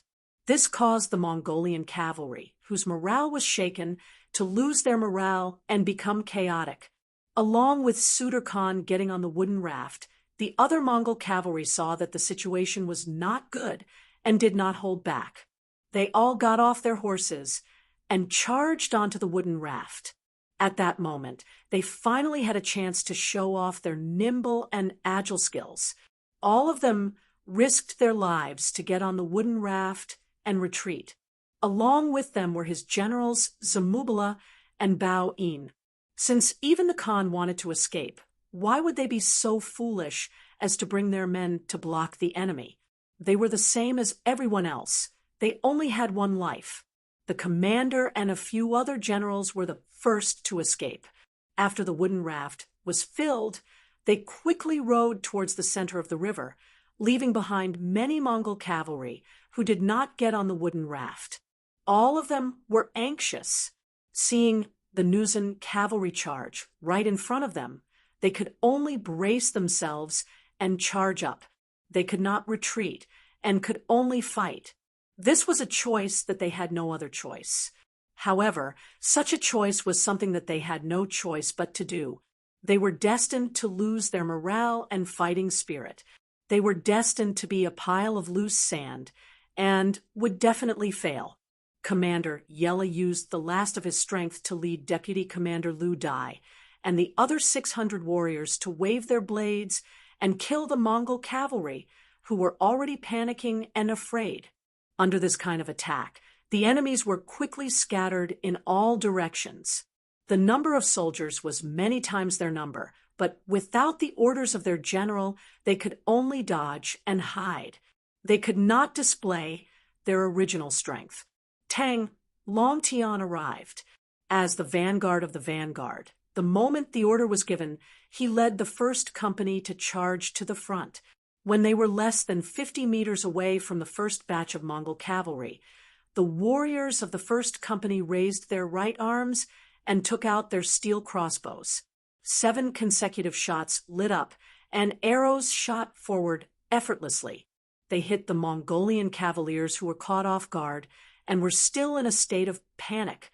In just a short encounter, dozens of enemies were killed. However, this was just the beginning. The 7 consecutive shots continued to display its advantage. Under the rapid firing of arrow after arrow, the Mongolian cavalrymen, who were thrown into disarray, were shot down from their horses and lost their ability to fight. In this battle, Tang Longtian could be said to have killed to his heart's content. Facing the Mongol army that had lost all morale and were only focused on escaping, forgetting that they still had bows and arrows on their backs and could retaliate, the Mongol army actually quickly fired out all 7 consecutive shots, killing over 300 of their enemies in the process. This was equivalent to unleashing more than 300% of his combat strength. This was a great contribution. Overjoyed, Tang Longtian put away his 7 consecutive shots and shouted to his subordinates, "Draw your swords, kill the enemy, it's time to make contributions." Kill. The 100 warriors who did not lose any of their men shouted loudly and cooperated with him. Then, they followed behind their company commander and stabbed into the chaotic Mongolian cavaliers like a needle. Tang Longtian was charging forward with all his might, showing that he wanted to meet up with the Nuzan cavalry. Behind him, the commander of the 1st Battalion, Guofeng, led the other 3 companies and rushed over. Another wave of 7 consecutive shots heavily injured the Mongol cavalry, greatly reducing the enemy's strength and achieving the goal of heavily injuring the enemy and breaking their hearts. The 2nd and 3rd Battalions followed the orders and attacked from the left and right, forcing the Mongol cavalry, who were running away in all directions, back to the main formation. Then, Division Commander Wu Sheng led the 4th and 5th Battalions to charge forward, giving the Mongol cavalry another heavy blow, causing them to feel as if they had nothing left to live for. In the middle of the Inma River, the wooden raft was still crossing the river. Cold sweat flowed down Khan Sud's forehead uncontrollably. He was afraid and angry. When he saw his soldiers on the riverbank facing the charge of the mercenaries, they were unable to fight back at all. When they were either dead or injured, his heart was bleeding. However, he was also glad that he was fast enough to escape into the river. Otherwise, he might really be in danger. However, he did not think that if he did not escape immediately and waited for battle, he might have a chance to bring more soldiers across the river. After all, the reinforcements this time were only a regiment of about 2,000 men. Moreover, one of the battalions was a reserve battalion. Their combat strength was not as strong as the other battalions. This was also why the 3 cold front regiments only had 5,200 men. However, it was too late to say anything now. He had already retreated, and no matter what, he would not go back. All he could do was pray in his heart and hope that his soldiers could rely on their own strength to escape. In fact, there were indeed some Mongol cavalry who were skilled in riding and had quick thinking who escaped. After all, they had the advantage in numbers. However, there were very few of them. During this battle, even though the 1st Regiment of the 3 Cold Vanguard Divisions did not use the 95 style they carried on their backs because they wanted to increase their accuracy when they fought on horseback, the 7 consecutive shots in their hands were still quite useful. The waves of arrows destroyed the courage of the Mongolian cavaliers, and there were less than 1,000 enemies who truly dared to flee at this moment. There were more than 600 people on the rafts, but 1,000 of them escaped. The rest were either killed, injured, or captured. The 10,000 Mongol army was killed by the Nuzan cavalry and the 3rd Cold Front Division. Around 6,000 people were injured and 1,500 people were captured. The war was finally over. As the wooden raft crossed the middle of the Inma River, it disappeared behind the other side. The Mongol cavalry, who were still alive, made a smart choice. They dismounted and surrendered. At this time, Wu Sheng came to the side of Commander Yella and Deputy Commander Lu Dai. "How are you guys? Do you need a medic to treat your injuries?" "We're fine. Even if we're injured, it's just that we don't have any strength left." Yella smiled bitterly and shook his head to reject the medic Wu Sheng sent. Although they had won the battle, their losses were also huge. Moreover, these losses were caused by his disobedience to military orders and making the wrong decision. This caused his expression to become unsightly. Yella did not even know what to do next. How could he face the 6th young master as a criminal? As if he could see that Yella was not in a good mood, Wu Sheng patted him on the shoulder and said, "Okay, don't think too much. The 6th young master is wise. You have to believe in this." The reason why Wu Sheng was so nice to Yella when he disobeyed orders was naturally because of the bravery he displayed. The 3,000 Nuzan cavalry actually fought the 10,000 Mongol cavalry for an entire night and even heavily injured them. This kind of result was not bad even in the 3rd Cold Front Division. Since they could fight, they should be respected. Wu Sheng's words seemed to give Yella some confidence. At the very least, he forced a smile on his face. "Thank you, Teacher Wu. No need to thank me. It's all because of your performance that I admire." Wu Sheng nodded gently and then said to the correspondent beside him, "Immediately send someone to report this matter to the 6th young master.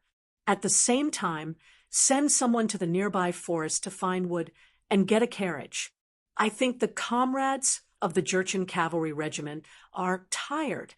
Let them get on the carriage and have a good rest." The smoke of the battle gradually dissipated, and the river drinking horse returned to silence. Wu Sheng, who had chased away the Sud, did not intend to pursue. Firstly, he did not have a ready-made wooden raft. If he wanted to rush, he would need time. Who knew where the enemy would escape during this time? Secondly, with the experience of Yella's Nuzan cavalry, if he forced his way across the river and the Mongol cavalry was waiting for him on the other side, wouldn't he be sending himself to be attacked? One was in the river, and the other was on the shore. There was not much of an advantage. He didn't give the order to pursue, and instead turned back. This indeed made the plan of Sud Khan, who was waiting on the other side of the Inma River, fail. Just as he crossed the river, another general under him, Naderasong, also brought 20,000 cavalry over. He then formed an encirclement and waited for the mercenaries to appear. However, after waiting for a long time and not seeing anyone, the Sud Khan sent a wooden raft across the river. Only then did he know that the mercenaries had already retreated. "Khan, let's chase. They only have 2,000 people, and most of them are tired. They can't be our match." Naderasong, who had not seen the strength of the mercenaries, suggested. How could the Sud Khan not want to turn the tables?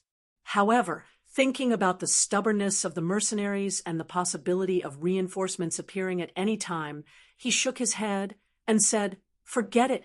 Let them be. Anyways, as long as they can't cross the river drinking horse, we will be safe. Our tribe will also be safe." The Sud Khan was really scared after being beaten. 2 battles in a row and 2 defeats. One of them was when he had the advantage in numbers and his plan had succeeded.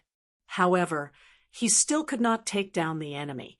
He really did not know how he could defeat the mercenaries. He was afraid, and even had a shadow in his heart. This was the result that Yang Qindong wanted. He did not expect to completely destroy the Mongol army in this battle. The enemy had 600,000 soldiers and soldiers. Such an opponent was not something that he could defeat with his current strength. He did not have such a big appetite. Beating the enemy until they were afraid and did not dare to find trouble with him was the main goal of this battle. Now it seemed that the strategy had been achieved. Just from this point alone, it was worth it to send out troops. Chapter 748. Wu Sheng retreated and soon met up with the main force of the Cold Front Division. Then, the army retreated and finally met up with Yang Qindong's army. At this time, Yi La and Lu Dai, who had been resting in the carriage, also regained their energy. As soon as they returned to the camp, the two of them knelt in front of the sixth young master's tent and didn't get up for a long time. Yang Qindong listened carefully to Wu Sheng's report and learned about some details of the battlefield and the bravery of the Nuzhen cavalry. Sixth young master, these Nuzhen cavalrymen are really good. If it were us cold vanguard warriors who didn't use guns, I'm afraid that they would be able to do the same. They are really good. So Wu Sheng stuttered, which attracted Yang Qindong's attention. What are you trying to say? Wu Sheng's heart skipped a beat when Yang Qindong looked at him. Although he was now the commander of the Cold Front Division and was a high-ranking officer in the army, he was still a primary school student in front of Yang Qindong. It wasn't an exaggeration to say that Yang Qindong only needed to say one word to make him lose everything. Therefore, when facing Yang Qindong, Wu Sheng did not dare to have the slightest bit of arrogance and pride. Seeing that Wu Sheng didn't speak, Yang Qindong snorted and said, "You want to plead for them, right?" "Yes, I want to plead on their behalf." Wu Sheng straightened his body and puffed out his chest as much as he could as he spoke. "Okay, then you can go out and kneel." This time, Yang Qindong didn't even raise his head and said this casually. Wu Sheng was stunned when he heard this. He didn't seem to have heard it clearly and had a puzzled look on his face. Then, Beta Persei's loud voice rang out. "Don't you want to plead for them? Then go out and kneel. Isn't it clear?" Oh, I know," Wu Sheng said, as if he had just realized something. He didn't forget to give a standard military salute before leaving the tent and kneeling outside. "Okay, you've become smarter." Now that there was no one else in the tent, Yang Qindong raised his head and glanced at Beta Persei. The other party actually understood the meaning of his words. It seemed that Beta Persei, who had followed him, was no longer a martial artist. He had also learned to use his wisdom. He. After being praised by Yang Qindong, Beta Persei showed an embarrassed smile, and then flattered, "Even a stone will be enlightened if you follow young master every day." Haha, that's a good analogy. Yang Qindong laughed heartily. He was also considering how to deal with Yella. Logically speaking, if he disobeyed a military order, he would definitely be severely punished. The lightest punishment would be demotion. The heaviest punishment would be to have him retire from active service, or even to be charged with a crime. However, he had won the battle and showed his capable side. There weren't many of such generals even in the mercenary army. It would be a great loss to not let him lead the troops. He had to be punished even if he was guilty. Otherwise, if the other officers followed suit, wouldn't it be a mess? For a moment, Yang Qindong couldn't openly go easy on him. At this moment, Wu Sheng stood up and gave him a hint to solve the problem. In this way, he let the other party go out and beg for mercy.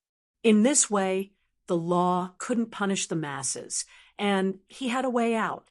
Most importantly, after this incident, the officers below could be more united. It could be said to be killing two birds with one stone. Outside the tent, Wu Sheng, who was wearing the rank of senior colonel and wearing a white cloak, came out and knelt on the ground, level with Yella and Lu Dai. This scene shocked the two of them so much that their eyes widened. Lu Dai was even more puzzled and asked, "Commander Wu, didn't you make a meritorious service? Why are you kneeling here with us?" This was also the question Yella wanted to ask. Wu Sheng shook his head and said with a bitter smile, "I'm pleading for mercy on your behalf. Although you disobeyed orders in this battle, under the circumstances, if I was the one leading the troops, I'm afraid I would have made the same choice." He said that he was pleading for mercy on their behalf, and that he would have made the same choice. When Yi La and Lu Dai heard this, the two of them couldn't help but shed tears of joy. It was as if they had found a confidant, as if they had found a family member who understood them the most. They cried and were emotional. Wu Sheng's actions also made Yella and Lu Dai feel warmth. Although it was true that they were prisoners of war and had some other thoughts in their hearts, Wu Sheng's actions completely suppressed the last bit of small thoughts in their hearts, letting them know what the warmth of a family was like. Not long after Wu Sheng knelt on the ground, the political commissar of the 3 divisions, Chun Bo, arrived. Seeing the scene in front of him, he only pondered for a moment before kneeling on the ground with a plop. He didn't say much, but the intention to plead for mercy was very obvious. After Chun Bo, the 3rd commander of the 3 divisions, Chunyang, and the 1st commander of the reinforced cavalry, Xue Feng, also rushed over and knelt in front of the tent.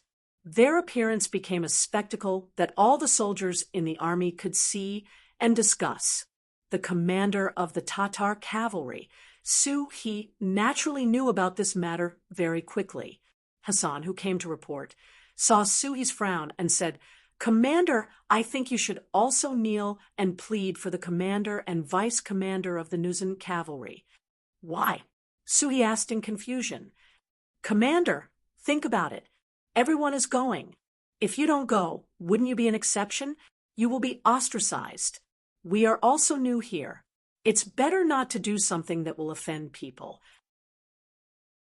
Hassan said anxiously. He didn't understand. When it came to planning on the battlefield, Suhi's ability was indeed not bad. Even the 6th young master acknowledged this point. Otherwise, he wouldn't have become the commander of the Tatar cavalry. But when it came to interpersonal relationships, this Su, he was a little lacking. As a subordinate, Hassan saw this point and felt that it was necessary for him to remind him. "Everyone is going, so do I have to go? I'm not familiar with Yi La and Lu Dai, let alone have a personal relationship with them. Besides, this time they were punished because they disobeyed orders. Why should I plead for them? Isn't this supporting the people under me to disobey orders? I'm not going."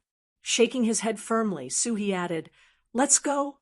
If we have the time, let's go down and see the army and urge them to hurry up with their training." Suhi's stubbornness made Hassan shake his head, but he was the commander. Since he had made a decision, how could he, a small company commander, question it at will? With a long sigh, he followed the commander to the temporary training ground, outside Yang Qindong's tent. Except for the commander of the Tatar cavalry, Su He, the other officers of the regiment, and above rushed over to plead for Yi La and Lu Dai. This kind of scene naturally made the 2 Jurchen generals feel touched and grateful. In the tent, Beta Persei walked in and whispered in Yang Qindong's ear, "Young master, Commander Su, he went to the training ground to supervise the soldiers under him." "Well, you did a good job." Yang Qindong nodded with satisfaction. He had expected that Suhi did not come to plead for mercy, since there was no friendship between them, and he thought that Yi La and Lu Dai's approach was wrong. Why would he plead for them? Wasn't this to embarrass the 6th young master? "I told you that Suhi is reasonable. Yang Chendong smiled and looked at Beta Persei, who was standing aside with an embarrassed expression. Just now, Beta Persei said that he was afraid that all the officers of the regiment and above would come forward to plead for mercy. Yang Chendong denied it. He asserted that others might, but sue he would not. For this reason, the two of them made a bet that whoever lost would do 500 push-ups. Although Beta Persei did not dare to let Yang Chendong fulfill his promise even if he won, it was enough to comfort his soul. But he did not expect that he would still lose the bet. Seeing that Yang Chendong was staring at him, Beta Persei could only put his hands on the ground and began to complete the bet. Yang Chendong continued to close his eyes and rest, forgetting about the officers kneeling on the ground outside. Since he wanted to plead for mercy, he should look like he was pleading for mercy. By the time Yang Er was done with the 500 push-ups, the sky was about to turn dark. The master and servant walked out of the tent at a leisurely pace. They didn't even look at the people kneeling outside, as they rushed straight to the place where they had their meal. Yang Chendong didn't pay attention to the crowd. Yi La, whose legs were already sore from kneeling, said with a bitter expression, "Everyone, I and Deputy Commander Liu appreciate your kind intentions, but you should go back. If there's any crime, we brothers will take responsibility for it. I was the one who disobeyed the military order in the first place, so any punishment is only right." "That's right. You guys should go back. It's time for dinner." Vice Captain Liu Dai also spoke up. Wu Sheng and the others did not seem to hear the words of the two. They were still kneeling there with their heads raised, their gazes firm and resolute. They seemed to have determined their actions from the moment they knelt down. They would not get up unless there was a result. Looking at this scene, Yi La and Liu Dai were very excited. At the same time, they were constantly reflecting in their hearts. If there was a chance, they must perform better in the future. Yang Chendong and Beta Persei came back after dinner, but they still did not look at the people kneeling on the ground. Instead, they returned to the tent. Just like this, time passed by little until the sky was completely dark. It was time to rest and sleep. Under the supervision of the battalion-level officers, each of the military camps entered the tent to rest. Outside the main tent, several regimental commanders were still kneeling on the ground. They did not get up, nor were there any orders for them to get up. The lights-out signal resounded throughout the entire military camp, except for the temporary medical team who still had candlelight and the wounded who could not sleep due to the pain. The entire military camp entered a state of silence. At this time, there was finally movement from the main tent. Beta Persei walked out. "Come in, all of you. The young master wants to see you." Chapter 749. "Yes." Wu Sheng and the others hurriedly responded. Then, one by one, they supported their numb legs and walked into the tent. The tent was already lit with candles, making it extremely bright. Yang Chendong was reading an ancient book in his hands.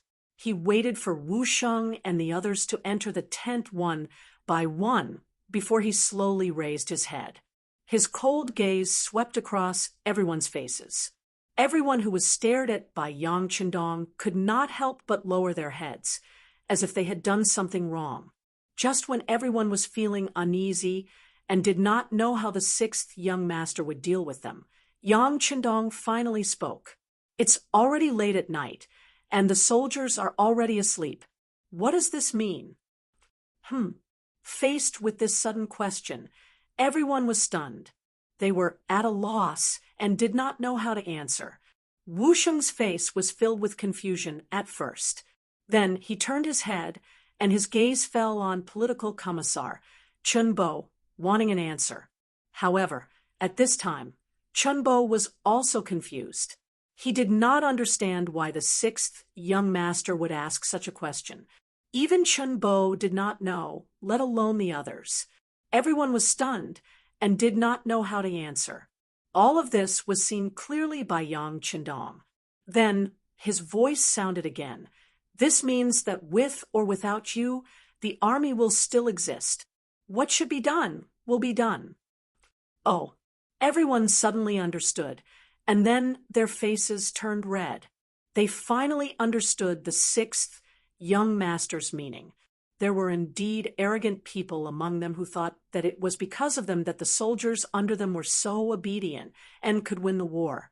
However, now that Yang Qindong said this, they were surprised to find that without them, the soldiers under them were still very orderly. In that case, wouldn't their role become very small? The reason why Yang Qindong chose to meet them after they fell asleep was to warn them in this way. Don't think that things will fall into chaos just because the army left. Facts have proven that the earth will continue to spin even without anyone, even without Yang Qindong. Yang Qindong sighed and said, "Facts have proven that it wasn't you who made these adorable warriors, but these adorable warriors who made you. So please put away your arrogance and think more about the warriors on the battlefield in the future. Sometimes a wrong decision can cost them their lives. You understand?" "Yes, sixth young master, we understand." Everyone answered in unison. This was not a perfunctory reply, but a genuine sense of regret in his heart. Everyone looked regretful. Yi La and Lu Dai knelt on the ground again and said, "Sixth young master, we were wrong. We thought too highly of ourselves and didn't care about the safety of our brothers. You were wrong. Because of your wrong decision, many Jurchen elites died. This is a lesson that not only you, but everyone else must remember."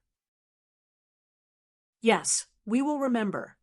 Wu Sheng, Chen Bo, and the others answered as if they had benefited greatly.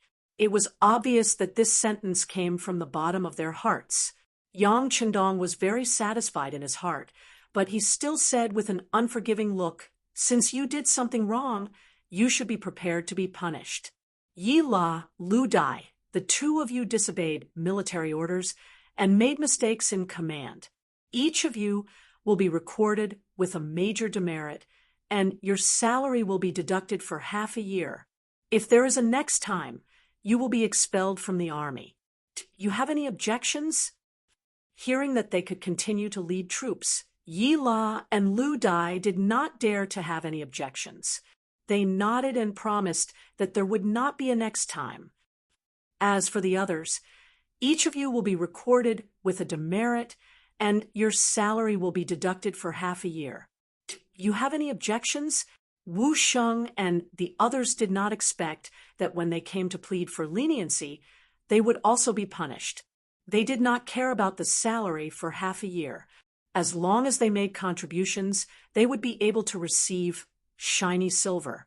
This was much more than their salary, but since it was Yang Qindong's order, no one dared to object. They all nodded in agreement. They did not know that the reason why he was so strict and even punished those who pleaded for leniency was because Yang Qindong did not want this to happen a second time. Otherwise, once someone made a mistake, the others would also plead for leniency. Wouldn't that be a mess? How would he be able to lead troops into battle? The matter was finally resolved. Wu Sheng and the others returned to the barracks, exhausted. Yang Qindong put down the ancient book in his hand and came to the sand table in the tent. He looked around and pointed to Su Yunsheng, the commander of the reconnaissance battalion, and asked, "Are there any Mongolian tribesmen around here?" "There should be some, but they are all individual households. There is only one or a few households within a few hundred miles.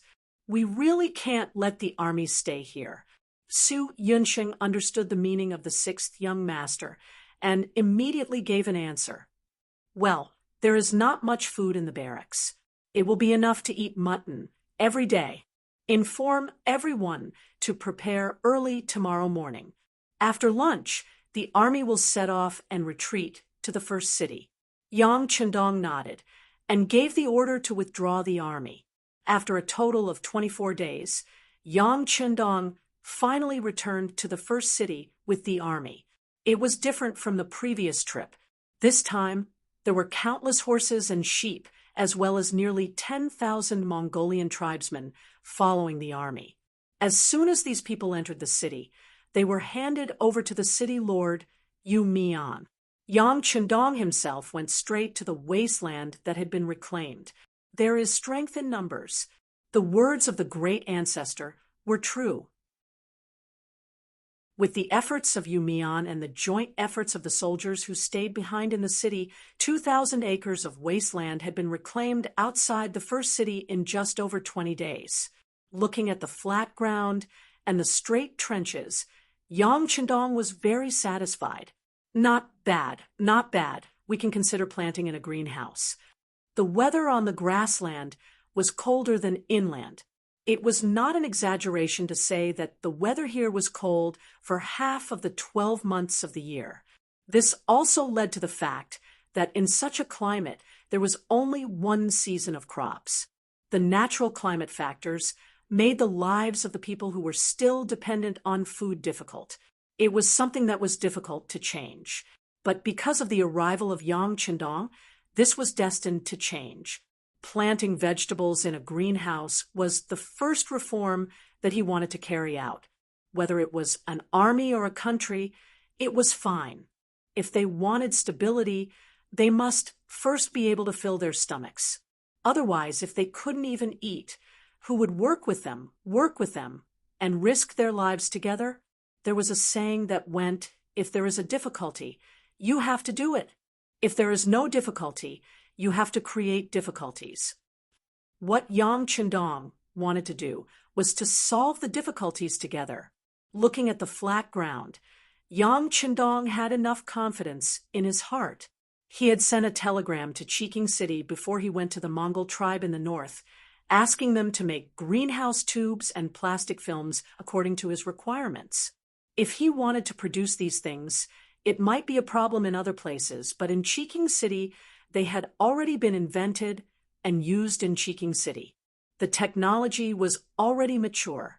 Once these things and seeds arrived, they could be built. 3 months later, when winter came, they should be able to eat fresh vegetables. This must be considered a pioneering work. Yang Chendong returned with the army. Not only that, but he also brought back a lot of captives. Just from this point of view, the Mongol army in the north should have been defeated. The mercenaries had defeated Agar Dorji and Sud Khan, which made them famous in this grassland. No one dared to look down on them, and no one dared to have any ideas about them. Just as everyone was thinking that autumn was about to pass and winter was about to arrive, the mercenaries should also become obedient. Suddenly, everyone realized that the 2,000 acres of land that had just been reclaimed outside the beginning city had suddenly become lively. People who knew the climate here knew that this season was not suitable for planting any crops.